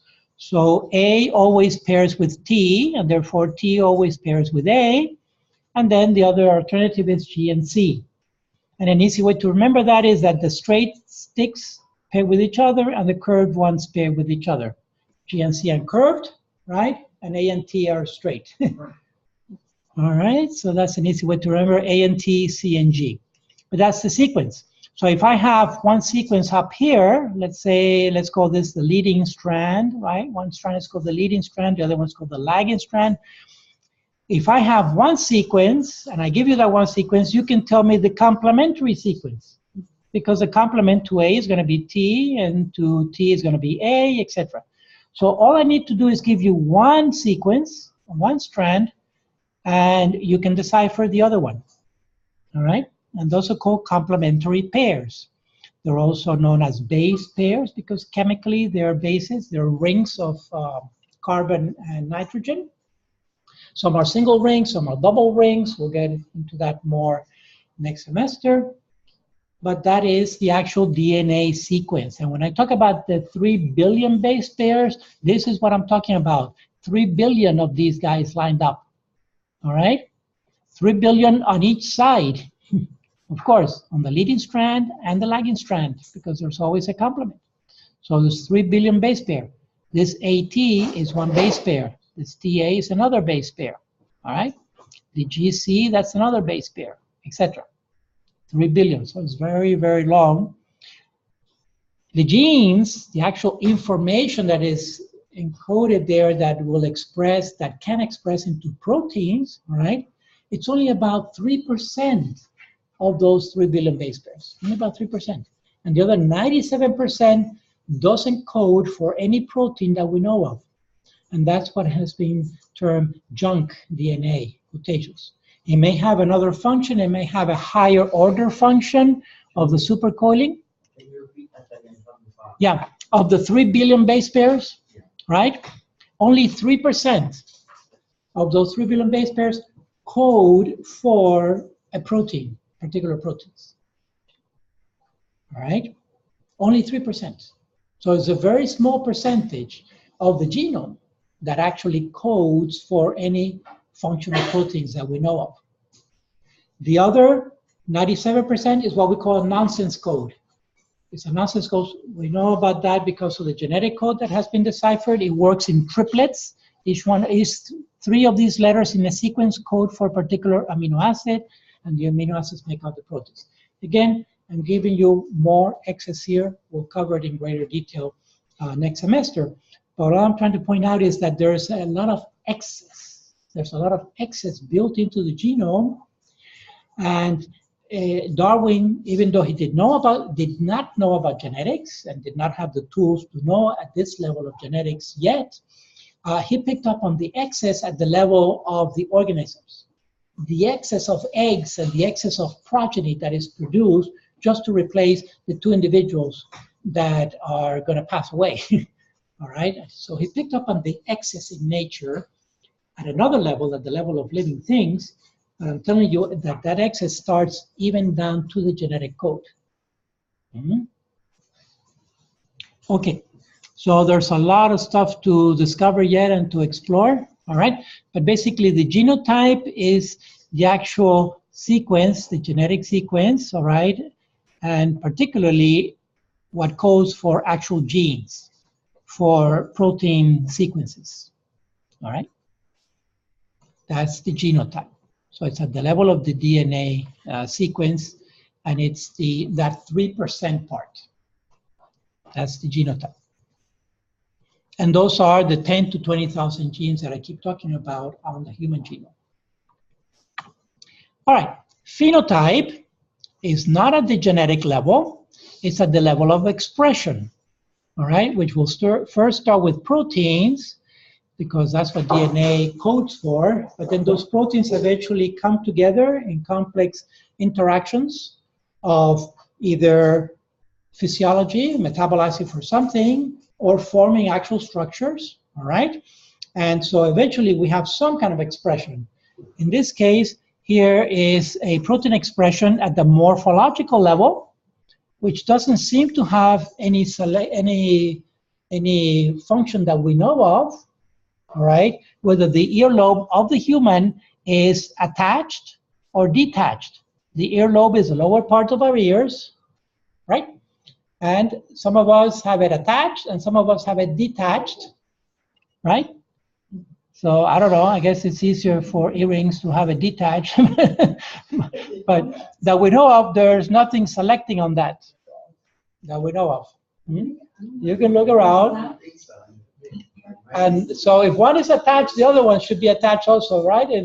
They should both go in pairs, either both attached or both detached. I think most people have it detached. Most have the lobe, the actual lobe. But some have, so this is the recessive. This is the more rare, the less common. It's attached. The more common is detached. Yeah? You get that? No? Yeah? But it's on the lower, no, it's on the lower part. Yeah. I think how we determine that is who can we appear earrings. Exactly. If it's attached or not. Okay. Well, if you can do it from here, you have detached earlobes, so you're a candidate. But then it's your choice. But it's detached, right? And this one is attached. So that's the phenotype. It's an expression. It could be anything. It could be height. It could actually be the color of the hair, assuming these fellows did not tint their hair. I don't know if they're men or women, but they have two different hair colors. So that's all protein expression. That's the phenotype. Of course, the background, there has to be a genotype, right? There has to be a genotype on the background to code for that. But it's many layers removed from the actual expression that we observe. Would differences in eye color also be more phenotype? Yes, it is, definitely. Any characteristic that is observable by any of the senses is a phenotype, okay? So definitely eye color. And it's thought that, so maybe what you're trying to get is it Mendelian or is it a quantitative trait? In other words, is it all or none? Is it just blue and brown, or are there variations? When we look in detail, there are definitely variations. I don't know if you've ever seen green eyes, and there's light brown and dark brown. And so originally it was thought in a simplistic model that the eye color of the human was a Mendelian, all or none, either blue or brown. But now we realize there's a variation. Even though there seems to be a propensity, so they could be skewed, right? It could be a skewed characteristic, but it's definitely not just all or none. There's variation there. There's range. I have one grandson with green eyes. Yes? And his older brother is dark brown. Yeah. So in general, the green or the light color or the blue is recessive, meaning that it has to occur on both parents to express. If only one parent has it, let's say the mom has blue eyes and the dad has blue eyes, then likely that child should have blue eyes because both recessives, that's the only thing that can express. But if one of the two parents has blue and the other one has brown, generally the brown will express because the brown is dominant over the recessive, okay? But there are exceptions to that. The variation, what would the variation come from? Is that like a codominant thing? Or is It could be codominant, or it could be this forever interaction of nature and nurture. It could even be that some things that are eaten or influenced by the environment.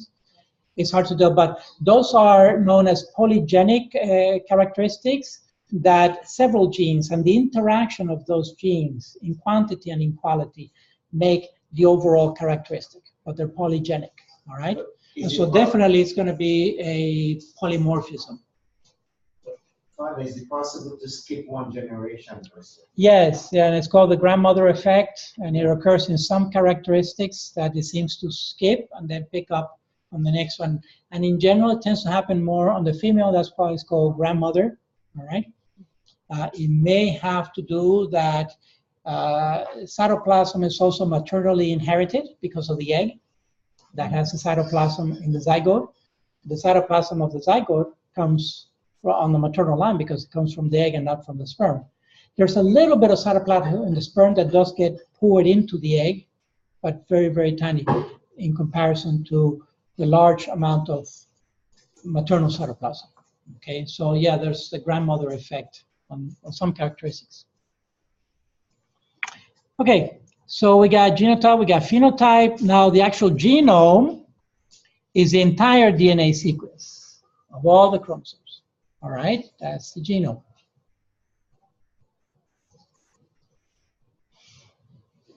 And it is what it expresses in the whole individual. Right? Each individual of the species will have the genome. And so there's such a thing as the human genome. But the human genome is actually an average, and precisely guess how many humans they use for establishing the human genome, the one that you can go into online for free and do data mining and research actually on the human genome, the 3 billion base pairs sequenced out in a pattern, in a sequence, all right? They sequenced 100 human beings, some of whom were the lab professors that were running the Human Genome Project. It started in 1990, it was supposed to finish in the year 2000. Well, by the year 2000, they had about 99% of it, 98% of it done. Sounds great, right? Higher standard is beyond 95%. But 98%, if you consider of 3 billion, that 2% of 3 billion is very significant. And since only 3% of those 3 billion are actually coding for protein, it could be skewed that in that 2% is the expressing percentage. So it took a couple more years, about 2-3 more years, about 2002 more or less, the sequence came out to the accuracy that is researchable, all right? And it was published in Nature, in Science, and there was a big fight there. At one point, the Human Genome seemed like it was a dead project because Venter wanted to do it for a charge, for a price, and but there was public money in it by the different labs of the world that were running these sequencing centers. So it turns out that Francis Collins had to come in, and he's, I think to this day, he's the one directing NIH, I think. But Francis Collins took it to completion, the Human Genome Project, and that was a big feather in his cap. So now, like I say, it's available online for free, the 3 billion base pairs, but that's also an average, right, of about 100 individuals that are supposed to represent the whole human race. That also gets me to a point what is called conserved. Conserved sequences means that the DNA generally in each species is very, is very stable, all right? Very little variation. There's variation in the DNA sequence, but very little. There's even a proofreading mechanism to correct mismatches and errors, because the reproduction of DNA, the replication of DNA is done very fast, extremely fast. And when it's done fast, the machinery is prone to errors. But then there's a second machinery that comes after that one to correct the errors. So we have an editing machinery that is all molecular protein complexes within each one of our cells to correct the DNA errors that the first machinery generates in the duplication and the replication process. It is, we call that elegant, all right? And it's all biochemical. All right, anyway, the sequence, the DNA sequence generally of whatever species is very conserved. And that's why generally, on average, the progeny look very much like the parents.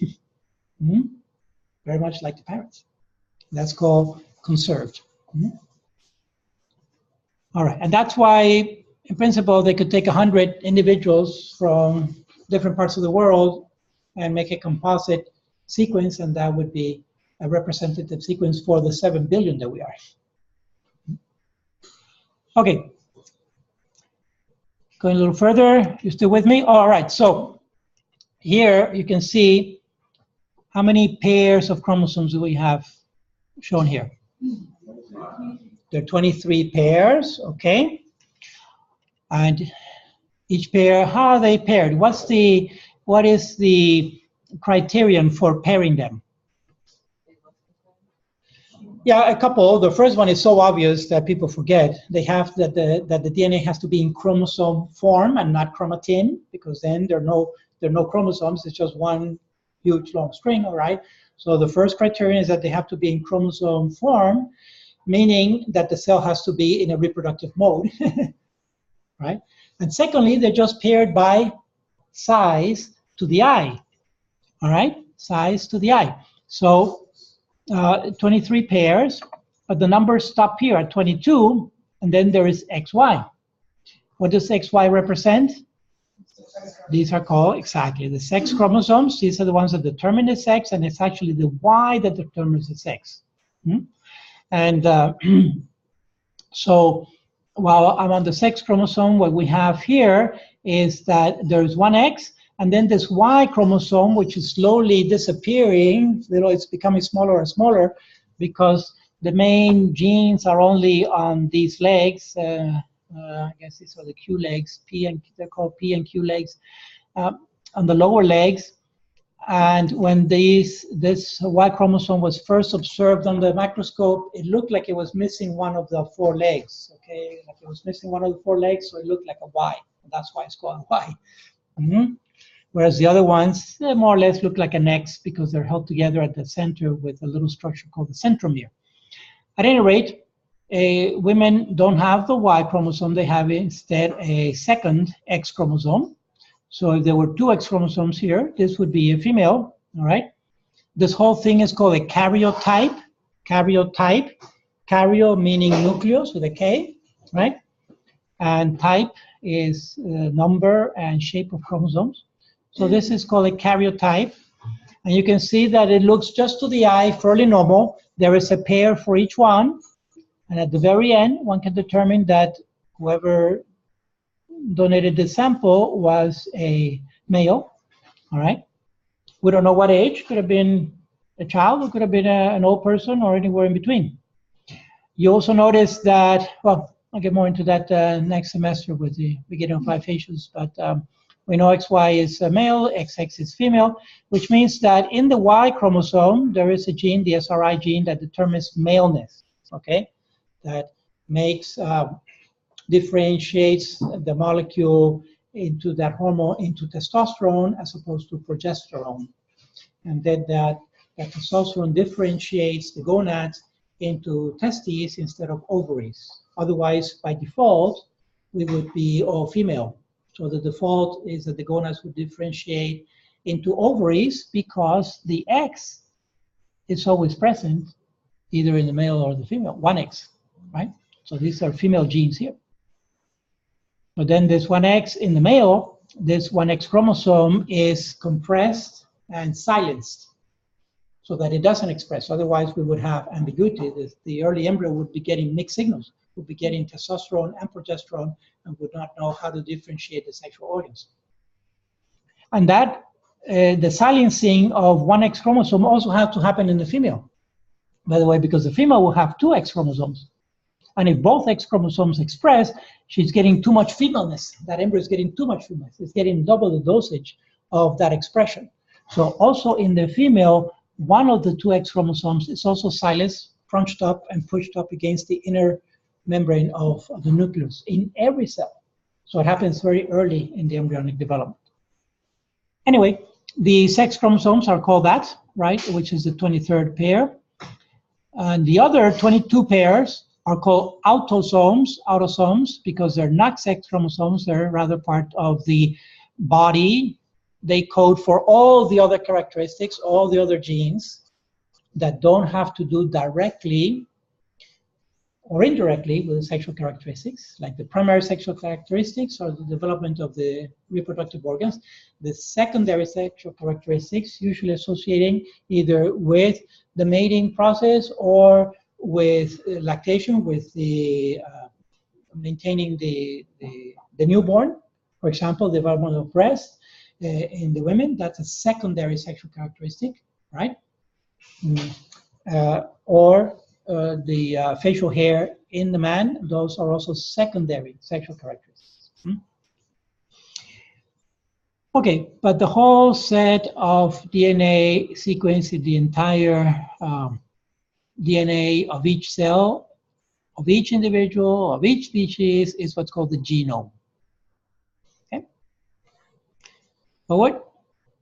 Can I ask a quick question? Yep, There might please. be a bad question. No, the only bad question is the one not asked, remember. What makes, are the chromosomes naturally aligned like that? I know you said they only really align like that when the body's ready for reproduction. So what causes the body to start aligning and change it from chromatin into Oh, like this? Okay, but you know, in the cell, the chromosomes, the DNA separates into 46 distinct bodies, all right? But they only line up at the equator during the mitosis process, or meiosis, which meiosis is a double mitosis, all right? But they only line up, these chromosome pairs only line up at the equator of the cell just before the split. And then they have to be pulled by some proteins that pull them up to the poles, to the top or the bottom during the splitting of the actual cell. We'll get into the mitosis and meiosis again in more detail in the next semester. But it's all a biochemical process that is directed by proteins, regulatory proteins, that direct, and is very orderly sequence. It's part of what is known as the cell cycling, right? The G1 and G2 cycles.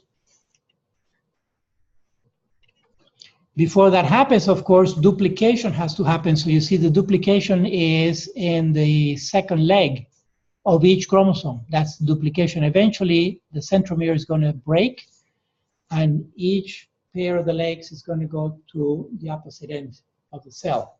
So there has to be a duplication of the DNA in the cell before the splitting. That duplication of the DNA is called replication, and we'll look at that in more detail next semester. The last thing I wanted to point out is, maybe if you look at it briefly under an enlargement, you see these little lines, straight lines around. I don't know if it can be seen very well there. Yeah, even better. You see these little lines? Each one is like boxed into a little box, into a little square rectangle, right? Yeah, like a frame. Do you think that's also, where did that frame come from? What is that frame? You think those frames are like little beds where the chromosomes are lying inside the cell or something? This is so banal.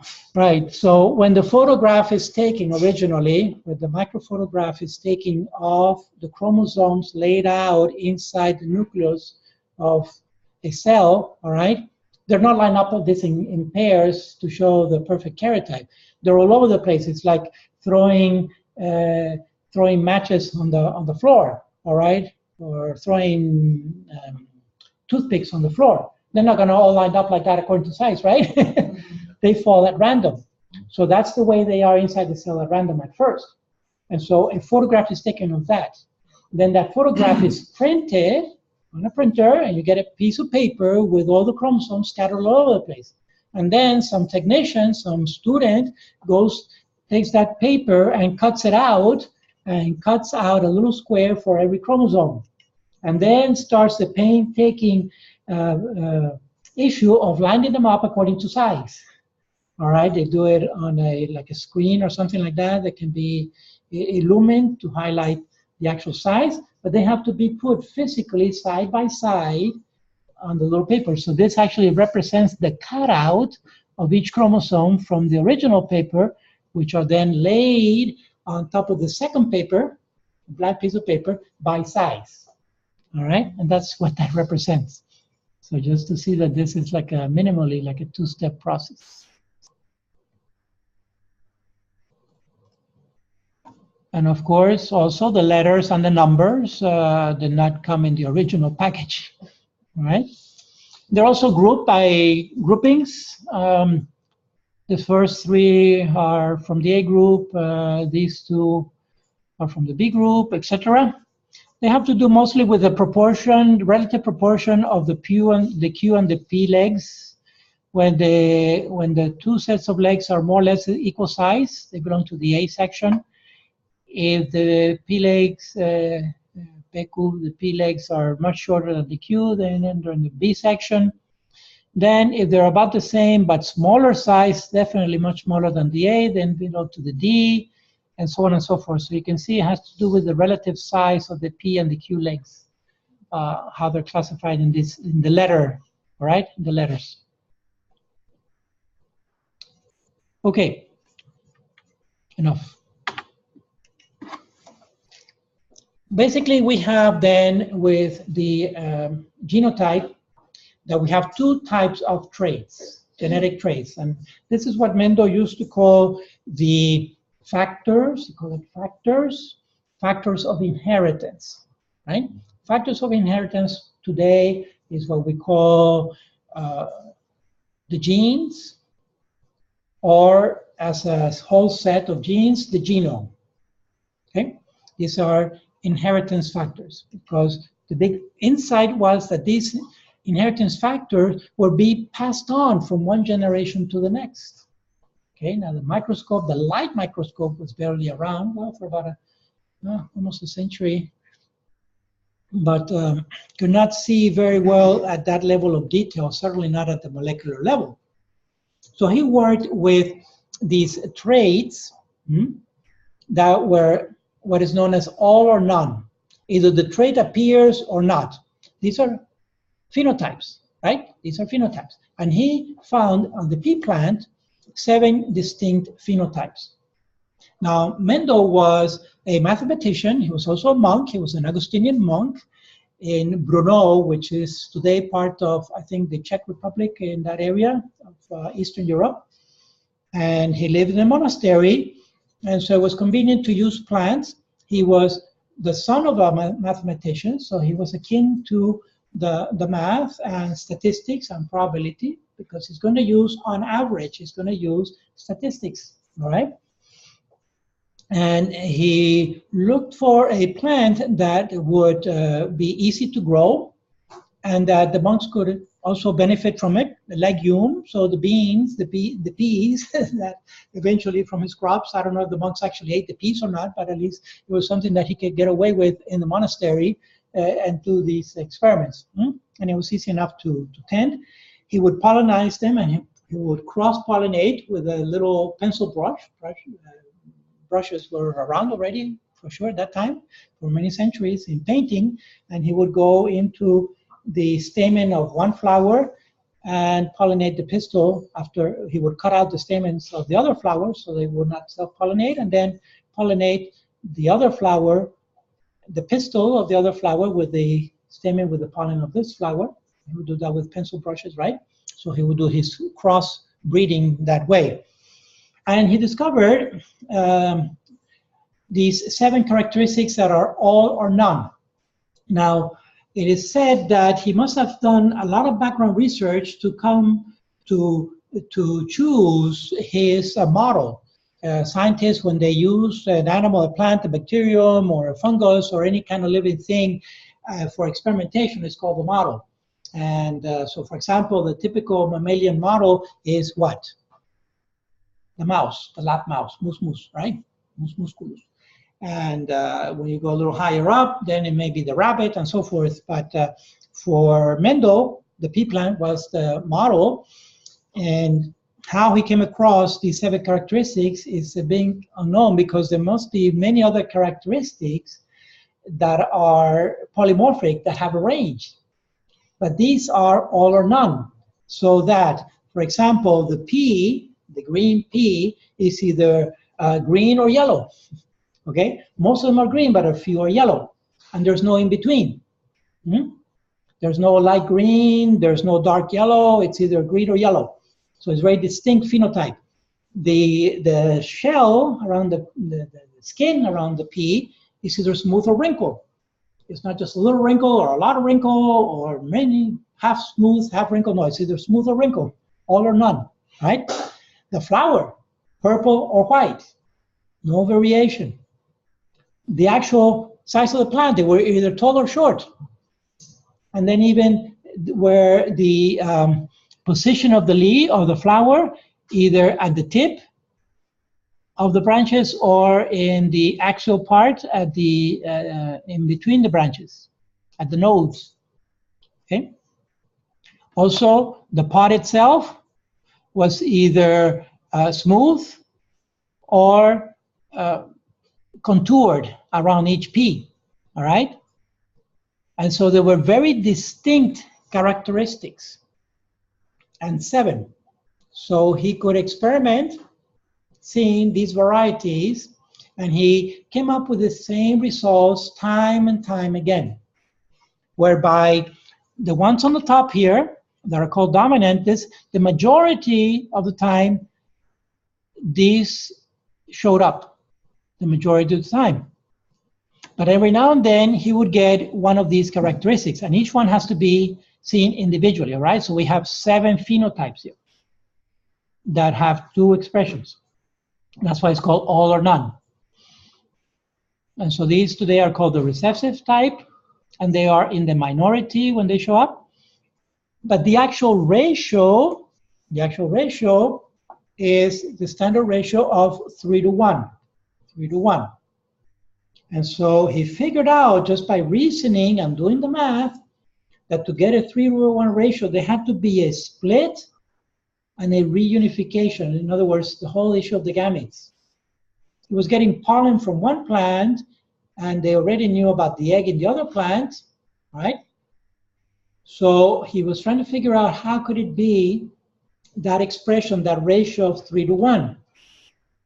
And the 3:1 comes from the fact that if the characteristic is dominant, and there's a mixture of dominant and recessive, the one that will express will be the dominant characteristic, because the recessive is masked over, right? It's masked over. But if the 2 characteristics, if the 2 genotypes, in other words, the one coming from the sperm, coming from the pollen, and the one coming from the egg, from the female, if those 2 were recessive, then that recessive would express, but only when both were recessive. And that's how he could justify the 3:1 ratio. And of course, if both are dominant, both characteristics are dominant, if the male characteristic is dominant and the female characteristic is dominant for whichever one of the 7 phenotypes, then the only possible expression is dominant expression, okay?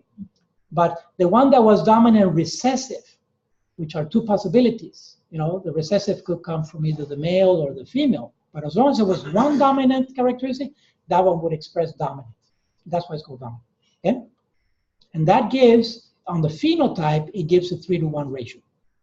But on the genotype, it's different, because the genotype, for dominant, that's called homozygous. Homo meaning that it has the same from both gametes, dominant. And recessive is also homozygous, because it's got recessive from the mother, recessive from the father. But when it's got dominant from the father and recessive from the mother, or dominant from the mother and recessive from the father, that one is not homozygous, they're not equal, they're not identical, they're heterozygous. They have a different, one is dominant, one is recessive. But the dominant will express, and that's how he would get that phenotype ratio of 3:1. Don't worry about the math on it. We'll cover it again next semester. I'm just giving you anticipation in more detail. The big discovery was the ratio, and that ratio could only be justified if if one characteristic was dominant and the other characteristic was recessive. You can look at it, one was strong, the other one was weak. So the strong one dominated over the weak. So the 7 characteristics are known as all or none characteristics, and they're also known as Mendelian traits, okay? In reality, in nature, there are very few Mendelian traits. There are very few Mendelian traits. For the human, there are a few, and every now and then another one is discovered, but I can give you some. Some people can roll up their tongue upward, and some cannot. But you cannot do it halfway. You can roll it, or you can't. I think I can, but the dominant is rolling. Most people can roll their tongue. Later you can check with a mirror, but some people cannot, and we don't know that there's any selective advantage of that. All right. The same with the earlobe is another characteristic of dominant or recessive. So these are all Mendelian traits. The other one is something with the, oh yes, the widow's peak. Widow's peak is an interesting one. It's known as the widow's peak. I don't know exactly why, but it's, most people don't have a widow's peak. Well, I don't have much hair left, so there's no peak at all. But for people who still have normal hair, some will have a little peak that comes down, a little hair, like a V shape of hair coming down through the forehead, all right? It can be small, but it's there. It's either there or not there at all. And I think, Michaela, you have it, and John, you have it, but the rest of us don't have it. So the dominant is, the peak is recessive. The peak is recessive. So it's in the majority and in the minority, right? And so it stands to reason, right? Of the 7 of us, 2 have a peak and 5 of us don't. So it's the recessive on average. It could have been that by chance, it could have been that we had most peaked, widows peaked in here, but that would be abnormal. That would not match the average, okay? So see how statistics works? Our statistics work correctly. Other ones is that thing of pulling down the thumb. I don't have it. That's the recessive, is that it goes way back like that, all right? And some people can do that. They can bend, it looks like it's disjointed. Most of us try to push your thumb back as much as you can. You really need that right. I don't think any of us have it. Then another one has to do with the relative distance between the index finger, right, and the ring finger. So the second and the third and the fourth. The middle finger is not relevant here, all right?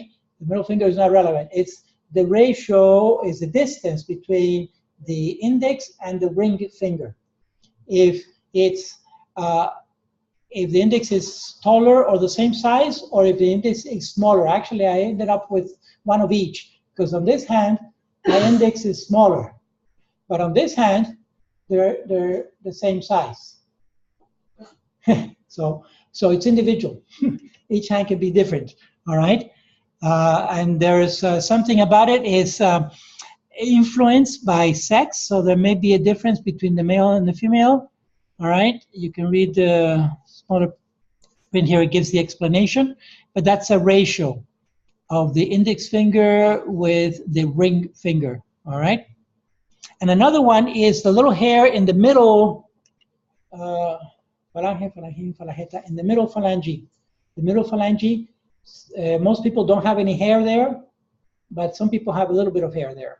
That's either all or none. Okay? In the middle of the finger, digits, the phalanges. And so on. There are a few others at the biochemical level. The Rh factor aside from, in addition to the ABO factor, whether we are whether we are A blood or B blood or AB blood or O blood, right? Those are the 4 typical blood types.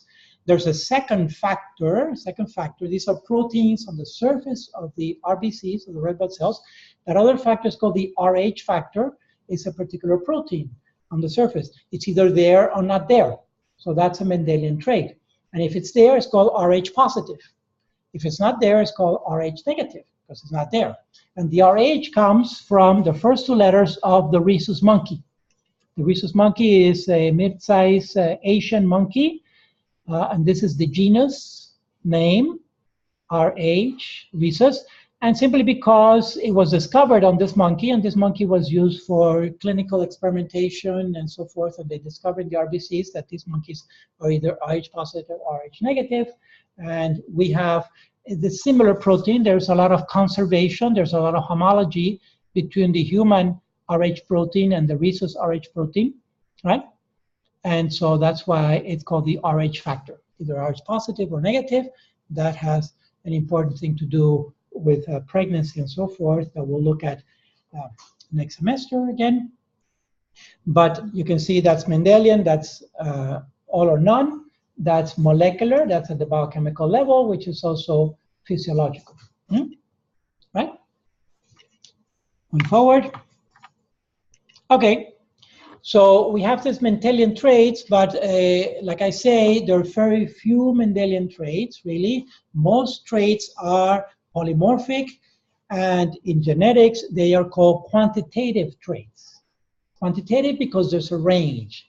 So again, this is where selection has a chance to act, okay, on the quantitative trait. Also the Mendelian for sure, but here it gives a much greater variety of action. So quantitative traits have a range of expression on the phenotype, and typically they're polygenic, or it's a combination of the genes and the environment, that whole dialogue of nature and nurture. And I've just given you some examples here. The faces of cats, for example. All these cats, these are all Felis domesticus. These are all one species, all right? Different breeds. And you can see that the faces are very varied in the shape and size and colors and so forth. A tremendous variety of cat shapes, of faces, right? In humans, for example, the skin color is definitely a quantitative trait. You can go from the very light to the very dark in a continuum. And it's interesting that, in my opinion, most, if not all of these young ladies could be of a different ethnicity. So it gets them into a geographical region. But this also debunks that whole simplistic view of races. The races really is kind of a cultural simplism. It doesn't have a solid biological grounding, because are you going to call this girl white and this girl black, and what happens to all the other ones in between, right? So races is really not, and still is in many legal forms of the government today and in many other countries. But it doesn't really have, it's a cultural construct, it doesn't really have much of a biological basis, because definitely it's a quantitative trait, all right? And this is an example. But ethnicity is a little different, and ethnicity, what happens? Ethnicity points to an ancestor, because you can tell that all these girls potentially could be living here in the United States, right? But their ancestors definitely came from different parts of the world, For example, this one to me looks like someone that may be from India, has background in India, and maybe Africa. But this one may be Irish, okay? And so on and so forth. So many different geographies of the world, geographical regions, their ancestors, because all of these could be living here today. But they're all imports, if you will, they're all immigrants, because if we go back to the natural geography of the US, of what is today the new US, what is geographically and geologically the North American plate, the North American continent, when was the last, the oldest human population wave into the North American plate? Well, it correlates with the last ice age, the recession of the last ice age, anywhere between 10 to 20,000 years ago, 10 to 20,000 years ago. And those would be the original ethnicity of the United States today and Canada, or the North American plate, what we call what?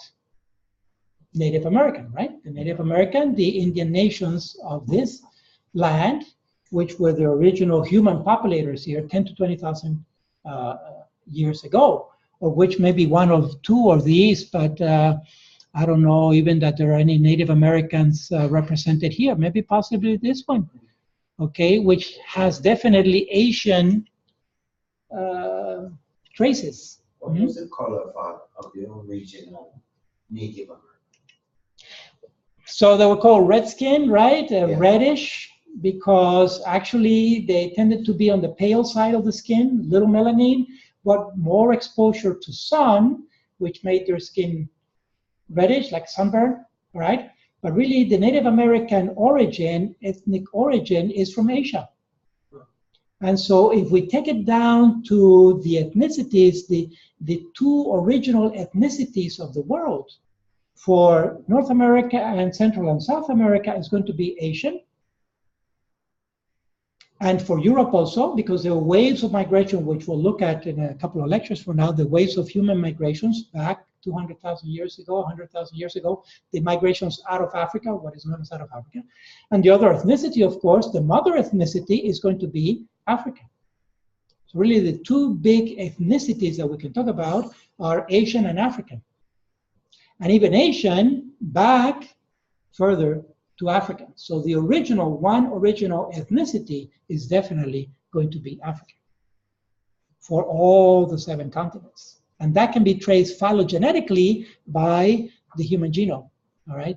And the percentage homology of all peoples of the world. And that's also why we say today that really, when we talk about the human, when we talk about any other animal or plant or fungus, we can talk about a regional population. Even the same species, but in a different region, is going to be a regional population. So for example, the 16 Florida panthers, all right, that are out there somewhere in the peninsula are a population, or a distinct Florida population. But the panther is also the mountain lion in the Rocky Mountains. And there are dozens of those out there in the Rocky Mountains, which generally don't mix because they would have to go across the entire Great Plain, the Midwest of the United States, and they would be killed many, many times before they make it across all the way. They made it once, but now those are distinct populations of the same species. All right, so we could talk about several populations of the panther or the mountain lion, whereas for the human, because we can now travel the world and potentially any human man can interbreed with any human woman on the world potentially, then for the human, the 7 billion of us are a single population, all right, which a tremendous range and variety of characteristics. And the vast majority of our characteristics, of our traits, are quantitative traits. The vast majority of them at the phenotype level and the fold levels. I just gave you some other examples here. Also, it's not just with animals, it's with plants too. These happen to be giant tree ferns. They're called tree ferns. They're in Australia, all right? And they're living fossils. In other words, these go back millions of years, even predate the dinosaur age, and basically unchanged since then. But the one characteristic that is very distinctive is that they're actual trees and that they have a trunk-like structure, all right? And then the fronds up here. So these are tree ferns, and they're giant. But you can see, and these are all adults, but you can see there's a polymorphism on the size, for sure. Great range of sizes, from the smallest to the tallest, right? So that's a polymorphism. I don't know if you ever have, what you call them, aquariums. These are the guppies. These are called fancy guppies, right? These are fancy guppies, the same species, but they have been bred. This is artificial breeding, selecting on the blue. So you made the more blue with the more blue, and you can give it more and more blue, or tiger tail, etc. But these are fancy guppies, all the same species, great variety of color and shape. Also on the fungi, so I was going to bring the boletus in this morning. Live boletus, they're around here after a week of rain. They crop up on the lawn, and they're edible if they're not bitter. But this is a great variety of a mushroom species, or at least a genus called boletus, which are edible, kind of pricey on the market. You can find them for free outside on the lawn. And you can see it's a great variety of shapes and colors. Oh, too much. Well, start again. Yeah. Okay. Stop while I'm ahead. Okay. Right. Great variety of shapes and colors of the boletus, but the one characteristic that they have in common to make them boletus and to make them edible, as opposed to poisonous or even deadly, is the underside of the cap of the mushroom, and the underside. Basically, you have two options for mushrooms. Either they have gills, right, slits, or they have pores, like this one. The boletus has the pores, so that's a distinctive characteristic of the edible mushrooms. So generally, all gilled mushrooms, the ones that have gills, gill rays on the underside of the cap, generally they're poisonous and even deadly. So stay away from the gill mushrooms. But the porous mushrooms on the underside of the cap may be edible. But you still have to do further checking. They may not kill you if it's edible, but they may be bitter. And so another way of finding out is if you scratch it. Okay, so the first thing to look for is the underside. Okay, it's got pores. It doesn't have gills. I have a chance. But the pores, all right, necessary but not sufficient. The other thing is it may be very bitter. So you don't want to eat bitter mushrooms. It's not pleasant. So that's because they have cyanide, which can be poisonous. And so you scratch it on the top part of the cap. And if the top part turns bluish, greenish, all right, most likely has cyanides that is oxidizing, so don't touch it, leave it alone, all right, so that's the second level. So if it passes those two tests, that it definitely has pores, not gills, and it doesn't change color when you scratch it on the top part of the cap. The third thing you do is you take a little tiny piece of it and you taste it. Because it may still taste bitter. I tasted one yesterday afternoon. It was beautiful, clean, white, kept its white color, nothing. And when I bit into it, it was way bitter. So I had to throw it away. But we have them here out in the garden. They're called boletus and they're pricey on the market. So you got to know your mushrooms. Okay. Variety, right? So all these, each one of these, though they may belong to the same species or at least the same genus, is a variant. It's a variant, and what we're seeing here is several quantitative traits. One trait may be on size, the other trait may be on shape, the other trait may be on color, or texture of the cap, of the underside, of the stalk, etc., etc., etc. Traits over traits, all quantitative. So that's polymorphism, right? Could have, at some point, selective advantage under certain environmental conditions. Okay. Smaller. Now, finally, for Darwin's 5 main theories of evolution. You all with me still? Yes? Okay, we're on the final stretch here for another 20 minutes, more or less, half an hour. They are these: the non-constancy of species, descent of all organisms from common ancestors, the gradualness of evolution, the multiplication of species, and natural selection.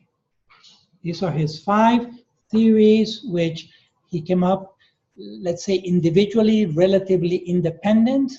They could stand alone individually. In other words, if we invalidate any one of these, the other may still stand, all right? It's all about the evidence. What is the evidence? The fossil record, the molecular homology, the comparative embryology, etc., that we've been seeing all along. Okay, so let's go through them one by one. And I have some examples here, except for natural selection, because next lecture I'm going to dedicate to selection as one of the 4 forces of evolution. And so I'm going to skip natural selection for now, but I'll cover the other 4. Right? Okay, so for the non-constancy of species is that all species are evolving. What does that mean? That every species that we see today is doomed to die, is doomed to become extinct sooner or later. Now, it doesn't mean that we need to accelerate that process, but naturally it will become extinct, right? And when we go back, well, the fossil record is evident because the vast majority of the structures that we're finding as fossils, those animals don't live today. Those species have died off. So all species that lived or exist today are doomed to die, are doomed to disappear, are doomed to become extinct sooner or later, all right? That means that now some species may last quite a bit. We call those living fossils, okay? I don't know if you've seen a horseshoe crab. Ever seen a horseshoe crab? Interesting, which is not a crab at all. It's actually an arachnid. It's part of it's like it's from the spider family. Move to the side, please. Thank you. Here. Yeah, so an example of living fossils.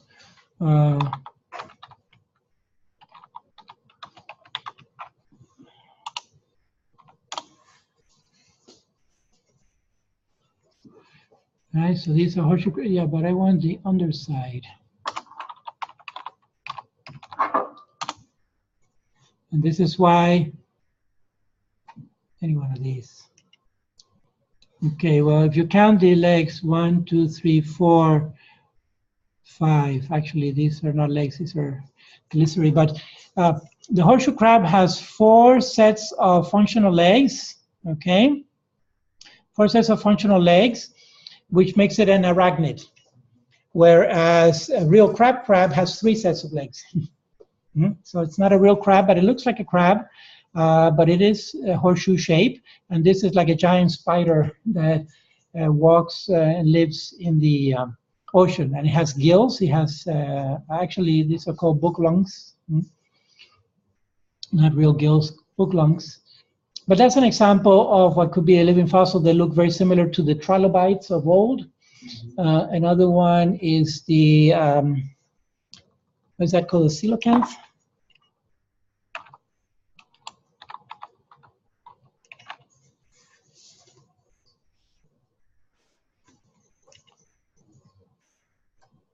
The coelacanth is also known as a living fossil.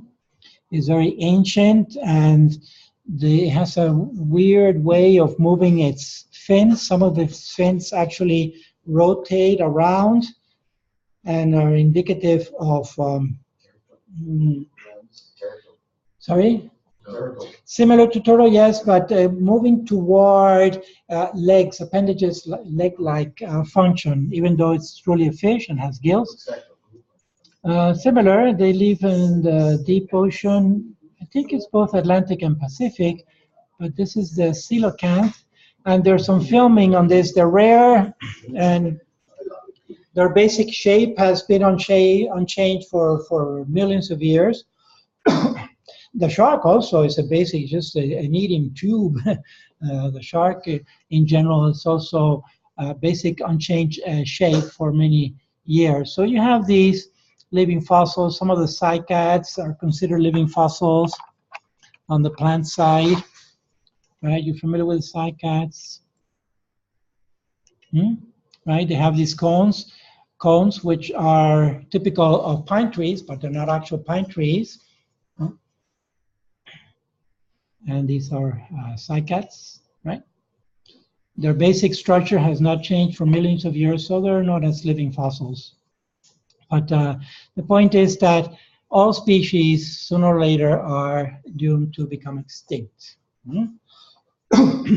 Also, the descent of all organisms from a common ancestor. This is what we call the tree of life, or the phylogenetics, that we can trace them, mostly through the homology, the percentage homology of either the genetic material or the express material of the proteins.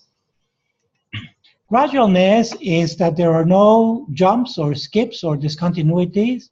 Saltations. Saltation is from salto in Latin or Spanish. However, the fact that we see apparent saltations in the fossil record is because of the paucity of the record. Again, another word that is useful. Paucity comes from poor.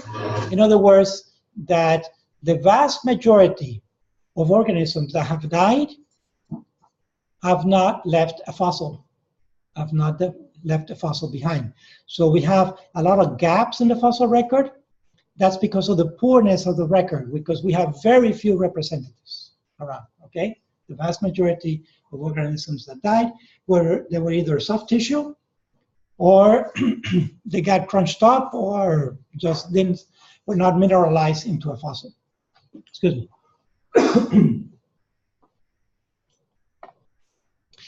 Give you some examples in a minute. Multiplication of species is this biodiversity and this pattern of mass extinctions followed by adaptive radiation, right? Mass extinction of many different species followed by adaptive radiation, new species emerging and diversifying over long periods of time. Remember, that time is in the favor of evolution, right? Normal time frame, geological time frame is in the thousands, hundreds of thousands, or maybe even millions of years. And we know how long that takes, more or less. Okay, let me give you specific examples then. No,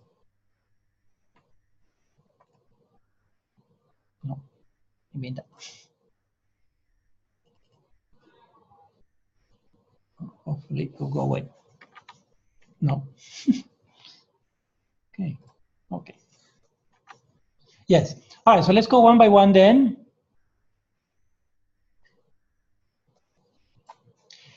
Let's look at the first one then, the non-constancy of species. We can see here 3 ancestors to the elephant, which are very distinct because of the proboscis, otherwise known as the trunk, which is a gradual enlargement of the nose. And so what's the selective advantage here? We would have to know at least that they are herbivores, meaning what?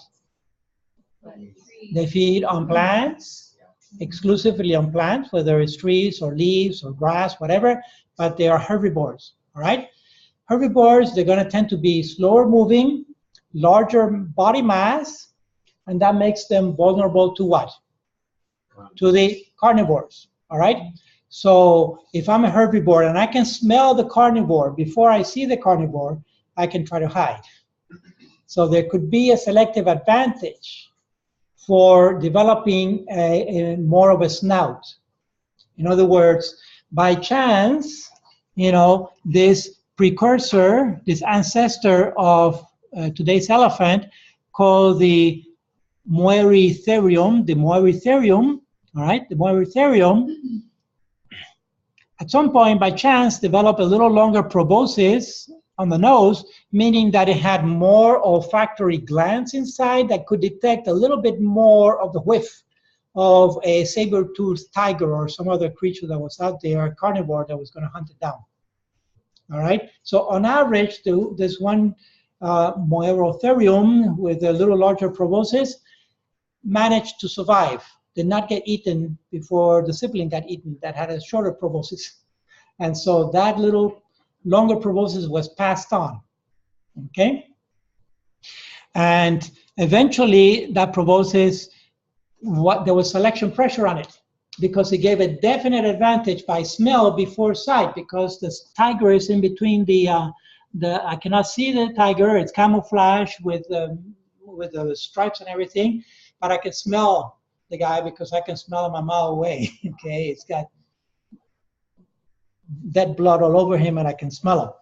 And so there was a definite selective advantage to the proboscis. A second selective advantage to the proboscis, now I got to defend that proboscis, because the proboscis becomes, in other words, the enlarged snout becomes a vulnerable place. And in fact, lions, when they hunt on elephants, they tend to hang on to, they can bring down the elephant from the nose, from the snout. They actually clamp onto that snout and bring them down from the trunk. All right, so you got to protect the trunk. And so we can see a selective advantage of growing these teeth, right, which could have been canine teeth, which I'm not using because I'm a herbivore anyway, and developing those teeth to protect the trunk. All right, makes sense, because the trunk is a vulnerable place, but it's a very good tool to have. But it's a vulnerable structure. So we can see that there's a synergism occurring between the tusk and the trunk on the development, on the ancestors of what eventually becomes today the elephant.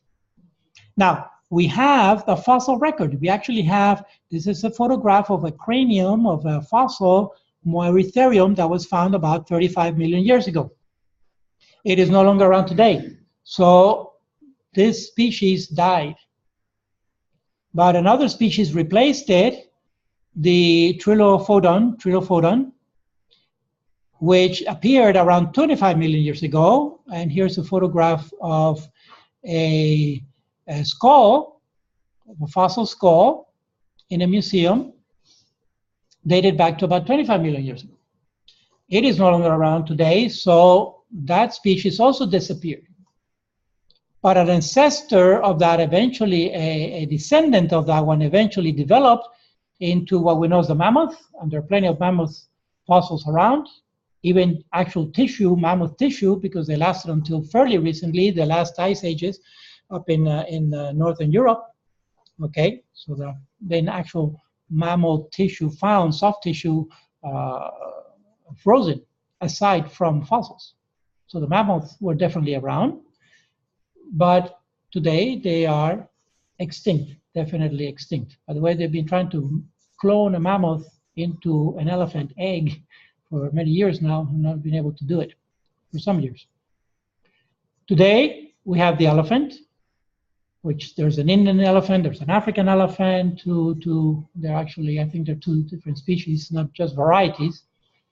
That one would make that point, by the way, that there are no real species, there are only varieties. Okay, so he stretches the point of polymorphism to his mind, don't really speak about species, only speaks about varieties. So he would consider the Indian elephant and the African elephant, which are very different, long ear and short ear elephants, okay, as two varieties of the same species.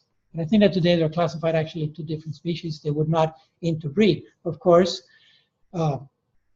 it was Meyer who introduced the biological definition of species, so Darwin did not have that available to him, okay? In fact, Darwin kind of stays away from sexual selection. He doesn't really know how to explain it. Because natural selection assumes random mating, which doesn't really happen much out there. Anyway, Indian elephant is a short ear one, okay? You get the picture, right? Very different from the African elephant. Oh, let's put them together so you can see the difference.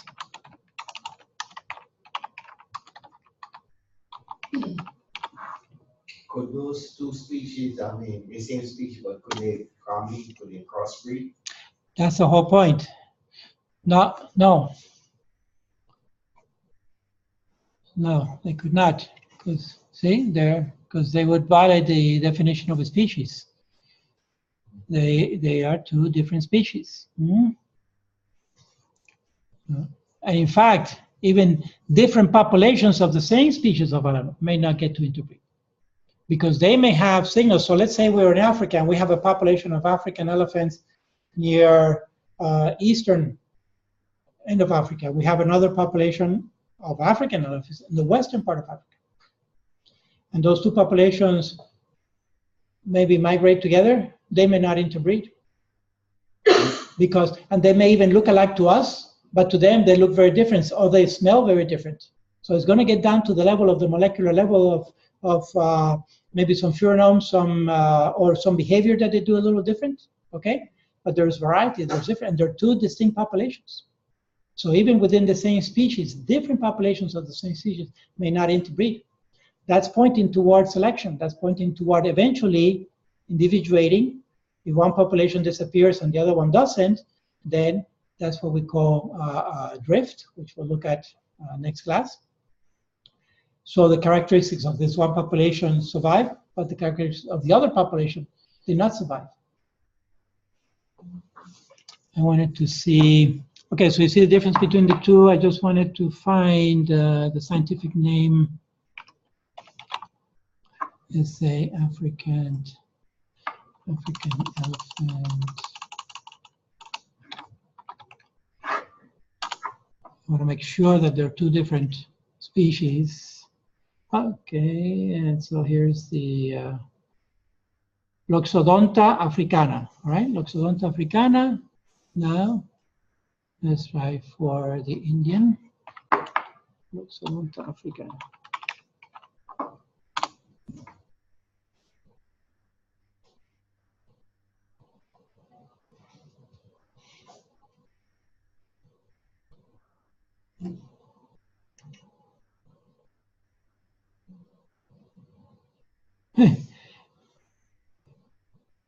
Here we got the genus, it changes.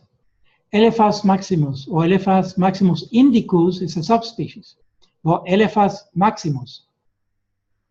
So it even changes from Loxodonta. It's not even the same genus. So definitely two different species, okay? But not even the same genus. See my point?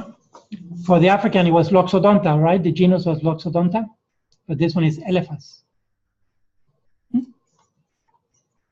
So we can say, really, according to scientific name, the only true elephant is the Indian elephant, is the Elephas, and the other one is a Loxodont, the African. Dont is a reference to the tooth, right? To the tusks. Okay, but my point is that all of these ancestors were individual species which are now extinct. All right, so there's no constancy, no one of them. If we had let's say that we had a Moetherium around today, all right, then we would say that that's a living fossil that has survived for 35 million years. And it could have been that the adaptation was sufficient, but it didn't survive. Okay. Well, how is it replaced by the next one? Is replaced by chance in large part, but the whole idea is that you have to go down to the level of the individual. Okay, I'm going to call this guy Moeri because of the name. So let's say that this is a male Moeri, okay? And there's a female Moeri that looks just like it, right? They have baby Moeris, right? Let's say that they have a dozen baby Moeris. Of that dozen baby Moeris, just on the proboscis, on the nose, on the snout, is there going to be a range? We just talked about range. It's a quantitative trait, right? It's not long or short. There's going to be a range. All the noses in the human body, are all the human noses large or short? There's a whole range of noses, right? It's a range, okay? So if nature is selecting, if there's a selective pressure on the longer nose of the progeny of the progeny of the progeny, you're selecting that. We see it in artificial selection, all right? We can do that with fruits or flowers, select the biggest one and make that one with the biggest of the female. And then of their progeny, select the biggest ones and the biggest ones and the biggest one on whatever characteristics. And that's how it's selecting on the snout. The snout has to have some selective advantage. My intuition is that it can smell Because what's gonna kill one of these creatures? Prevent it from reproducing. The hunter, right? These are herbivores, so it's gonna be a carnivore that's gonna eat on these guys. You see? So it's very gradual, very slow, but real. Because, I mean, it's very obvious that there is a snout progression from here to here to here to here.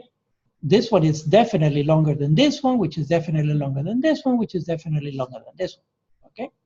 And so on the morphology, it's logical to say that these are ancestors, that the mammoth is the ancestor of the elephant, and the trilophoon is ancestor of the mammoth, and so on, okay? But my point is that these ancestors are no longer around. They, as a species, died. All right, so they follow that first principle that the species are not constant as a species. The few exceptions that live for a long time, they're called living fossils, but even those eventually will disappear, or they have up until now, from the fossil record. Next point. Okay, descent of all organisms from common ancestor. The best evidence that we have for this today is what we call the phylogenetic tree. And this phylogenetic tree can be put together quite precisely from the molecular evidence, from the molecular homology, right? Percentage homology, especially of the DNA, and if not the DNA, at least the protein. But the percentage homology will allow us to put this tree together, and we're down to the molecular level then. And so we come up with these three big domains, the bacteria and the archaea, which together are called what? Prokaryotes, because they don't have a defined nucleus and so forth. And then there are the eukaryotes, eukarya, true nuclei, true nucleus. All of these from here, true nuclei. But you notice that the ancestors of the living classes today, including the animals, the fungi, the plants, all right, can be traced back. At some point, we had a common ancestor with archaea. And even further back, we had a common ancestor with bacteria, which are not only unicellular, they're also prokaryotes. And so what is assumed here is that there had to be a root, right? This is called the root. And so the protobiont, that hypothetical cell that we were building in the lab out of the minimal 7 steps, would be down here. And we can put a date more or less of about 4.2 billion years ago, right? A mere 300 million years after the Earth cooled down enough to have liquid water. Because the Earth as such started at 4.5 billion, 4.6 billion years. Remember accretion. Okay, so this issue, descent of organisms from common ancestor, that's at the core of evolution, but long period of time, all right? This is not gonna happen fast. The other one, the gradualness of evolution. How one species actually becomes another, all right? What we call speciation. That, again, is in the fossil record. It's not the individual, but the species as a whole. So that the horse today can be dated back to about 3 million years. In other words, Equus, which is the genus name. Equus, we find fossils of Equus back to about 3 million years ago, and we put those fossils together and compare them to the skeleton of a modern horse that died yesterday. They look essentially the same. All right? And so they're classified as the same, at least the same genus. This is what we know as the modern horse. Looks more like a mule to me, but here it is. But we go back a couple dozen million years, we find some fossils that look similar, but not the same. They look very similar with a pronounced jaw, lower jaw on the skull, but also the middle digit is also pronounced on the legs, the middle digit, which eventually becomes the hoof of the, it's actually the contemporary horse is standing on one finger, the middle finger. all right, and on the nail of that finger, which we call the hoof. The other 2 or 3 fingers disappeared, became vestigial, became degenerate, not needed. But if we go back in the fossil record, we find that this fellow, Merychippus, all right, the genus Merychippus, had 3 fingers, but there was one dominant, the predominant middle finger, but the other 2 fingers were still there, so they still had a function. These other 2 fingers still had some function, mostly for stability. One time I asked about the toes, and I asked the podiatrist, why the toes? You know, why have the toes? Because the toes can get infected, you get ingrown toenails, which is a big pain, and you have to be cutting the nails all the time, so why don't you just cut off the toes and be done with it? He says, no, because they maintain fine balance. At every stride, without the toes, we'd be all over the place, okay? But they maintain fine balance without even realizing it. So they still have a function, and that's why they haven't been selected out. Going further back to 35 million years ago, we get the Mesohippus. Smaller still, all right? This is a 135 centimeter height. This is 100 centimeter height. Now we're down to half of it, 52, so these 2 are not to scale. Right? Keep in mind these 2 drawings. This drawing should be smaller, because if this is 52, I don't know if you can see the numbers. Oh yeah. If this is 52 and this is 100, this should be half, right? So it's not to scale, unfortunately. Anyway, they want to show that the basic design is about the same, but the skull, different, not as pronounced lower jaw, and the 3 fingers are more equal in size. We're going back here, even further back to 50 million years ago, 50 million ago, what is called the Eohippus, the early hippos, the beginning horse actually looked like a dog, okay? It was only 38 centimeters, less than 100 meters would be a meter, all right? So we're talking about a little guy like that. Half a meter is 1.5 feet tall. This little guy, yeah, like a small-sized dog, medium-sized dog. That was the early horse, 50 million years ago, much less pronounced on the lower jaw, the teeth more homodont, less of the clipping action of the incisors, and 4 fingers, all about the same size. 4 digits, 4 digits. With articulation, interesting. What do you need articulation for? Walking. So it could be a further ancestor that had a function for having articulation on the finger, more like a hand, or similar. But here, the 4 legs, or the front legs, just like the hind legs, are used for walking. They're not used for grabbing anything, right? So why articulation? It's a remnant of a previous ancestor that somehow the articulation was functional. You see what I'm saying? The point is that there is a gradualness, but it's at the level of the whole species. In other words, the Eohippus eventually disappeared, and some of the Eohippus evolved into Mesohippus. Some of the Mesohippus eventually evolved into Merychippus, and so forth. But we would find, so why do we find only these 4 fossils? Right? Even if this goes back 3 million, that could be a fossil too. Why do we find only these 4 fossils? Why don't we find intermediate fossils? When does this 4th finger disappear? Because of the paucity of the fossil record. You know, we haven't found it yet, and we may never found it, but that doesn't mean it wasn't there. In other words, we're only finding very few fossils of the population that was occurring at that time. Very few, only the ones that got mineralized and were preserved in a certain way, or that left an imprint somehow, okay? But the scarcity of the fossil record is an issue.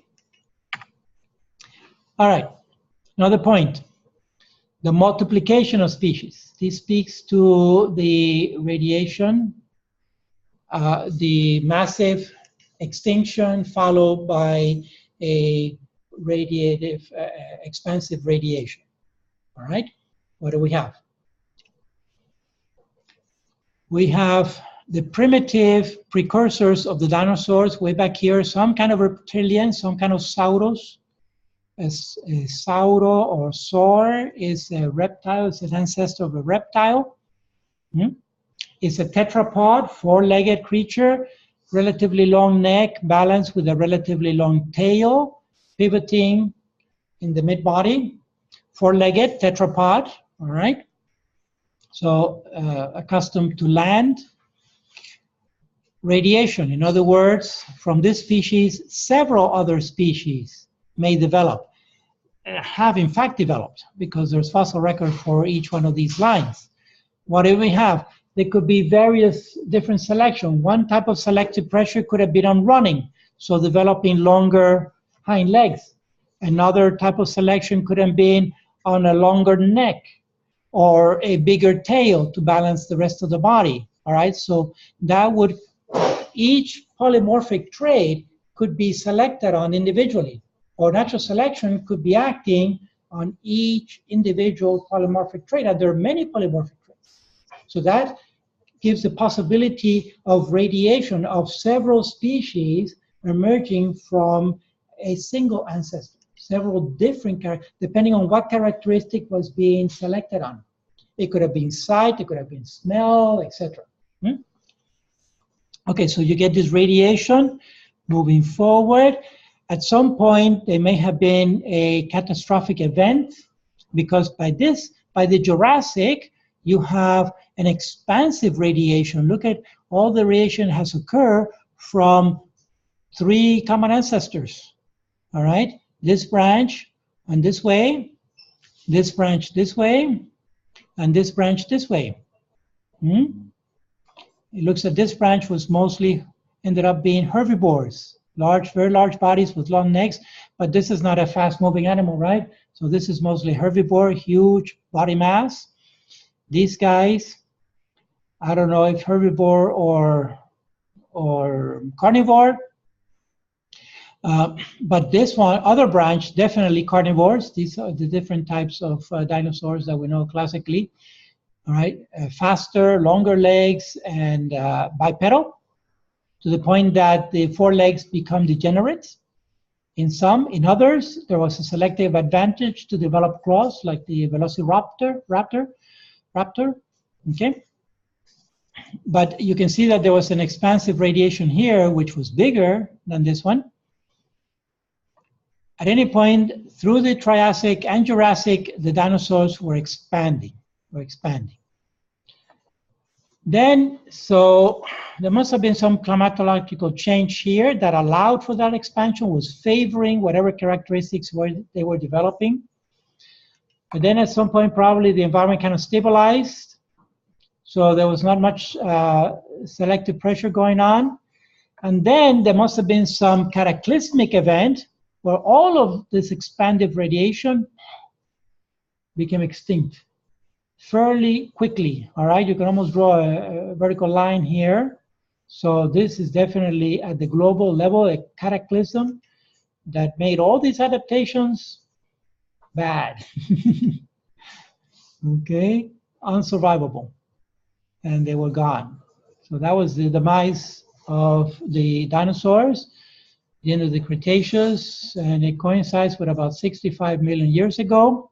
But from here, you can see the multiplication of species, right? The expansive radiation, especially after some mass extinctions. But this one is going to be even more dramatic. Look at the next slide. So here we are at the Cretaceous. Here's Cretaceous. What is this showing? Is this showing reptiles? This is showing mammals. So as soon as the dinos disappeared, the mammals took over. And look at the expansive radiation of the mammals here. In a mere 30 million years, you have basically from some primitive mammal, they say, that managed to survive, that managed to elude the dinosaurs, which were extremely voracious, they say that the typical mammal during the time of the dinosaur was something that looked like a little mouse that scurried in between the rocks and was able to hide down there. Definitely herbivore. Okay, and those are the only little mammals that survived. But then, as soon as those vicious guys went into a mass extinction at the end of the Cretaceous, guess what? We can come out. We can expand and we can radiate. And that was the big, huge, expansive radiation, which only took about, actually, even less, about 10 million years. It's not that much at all, okay? Because practically by 55 million years ago, you have the bulk of the radiation of mammals, and then it's been maintained fairly steady, okay? Also cooler, a big thing here was cold, because mammals, endotherms with hair, they do much better in colder environment, whereas the dinos, ectotherms, it's still controversial whether some dinos were actually endotherms or not, but most likely they did not have hair. And so the climate was definitely much warmer back then, before 65 million years ago. Then we get into the ice ages that definitely favored mammals because of hair, endothermy, right? Internal body temperature. But the radiation, the bulk of the radiation occurs by 55 million, in 10 million years, which is really very small time range. And we're now into the age of the mammals. These are a dozen of the, about 2 dozen mammal families. These look like maybe foxes, rabbits. These are rodents, yeah, primates. That looks like a little lemur there, bats. These may be on top of, what do you call that, ones that bury on the ground? Moles, Oh. yeah. Carnivores, these would be the carnivores, foxes and wolves and all those people, animals. These are the ungulates. The ungulates are the ones that, artiodactyls, the herbivores, cows, bulls, and all those. Cetaceans, what are the cetaceans? Cetaceans, whales and dolphins and porpoises, and these are the mammals that used to be terrestrial way back and went back into the ocean, okay? Rhinosaurs, elephants, and these are the marsupials. These are the, in Australia, okay? Marsupials, pouched.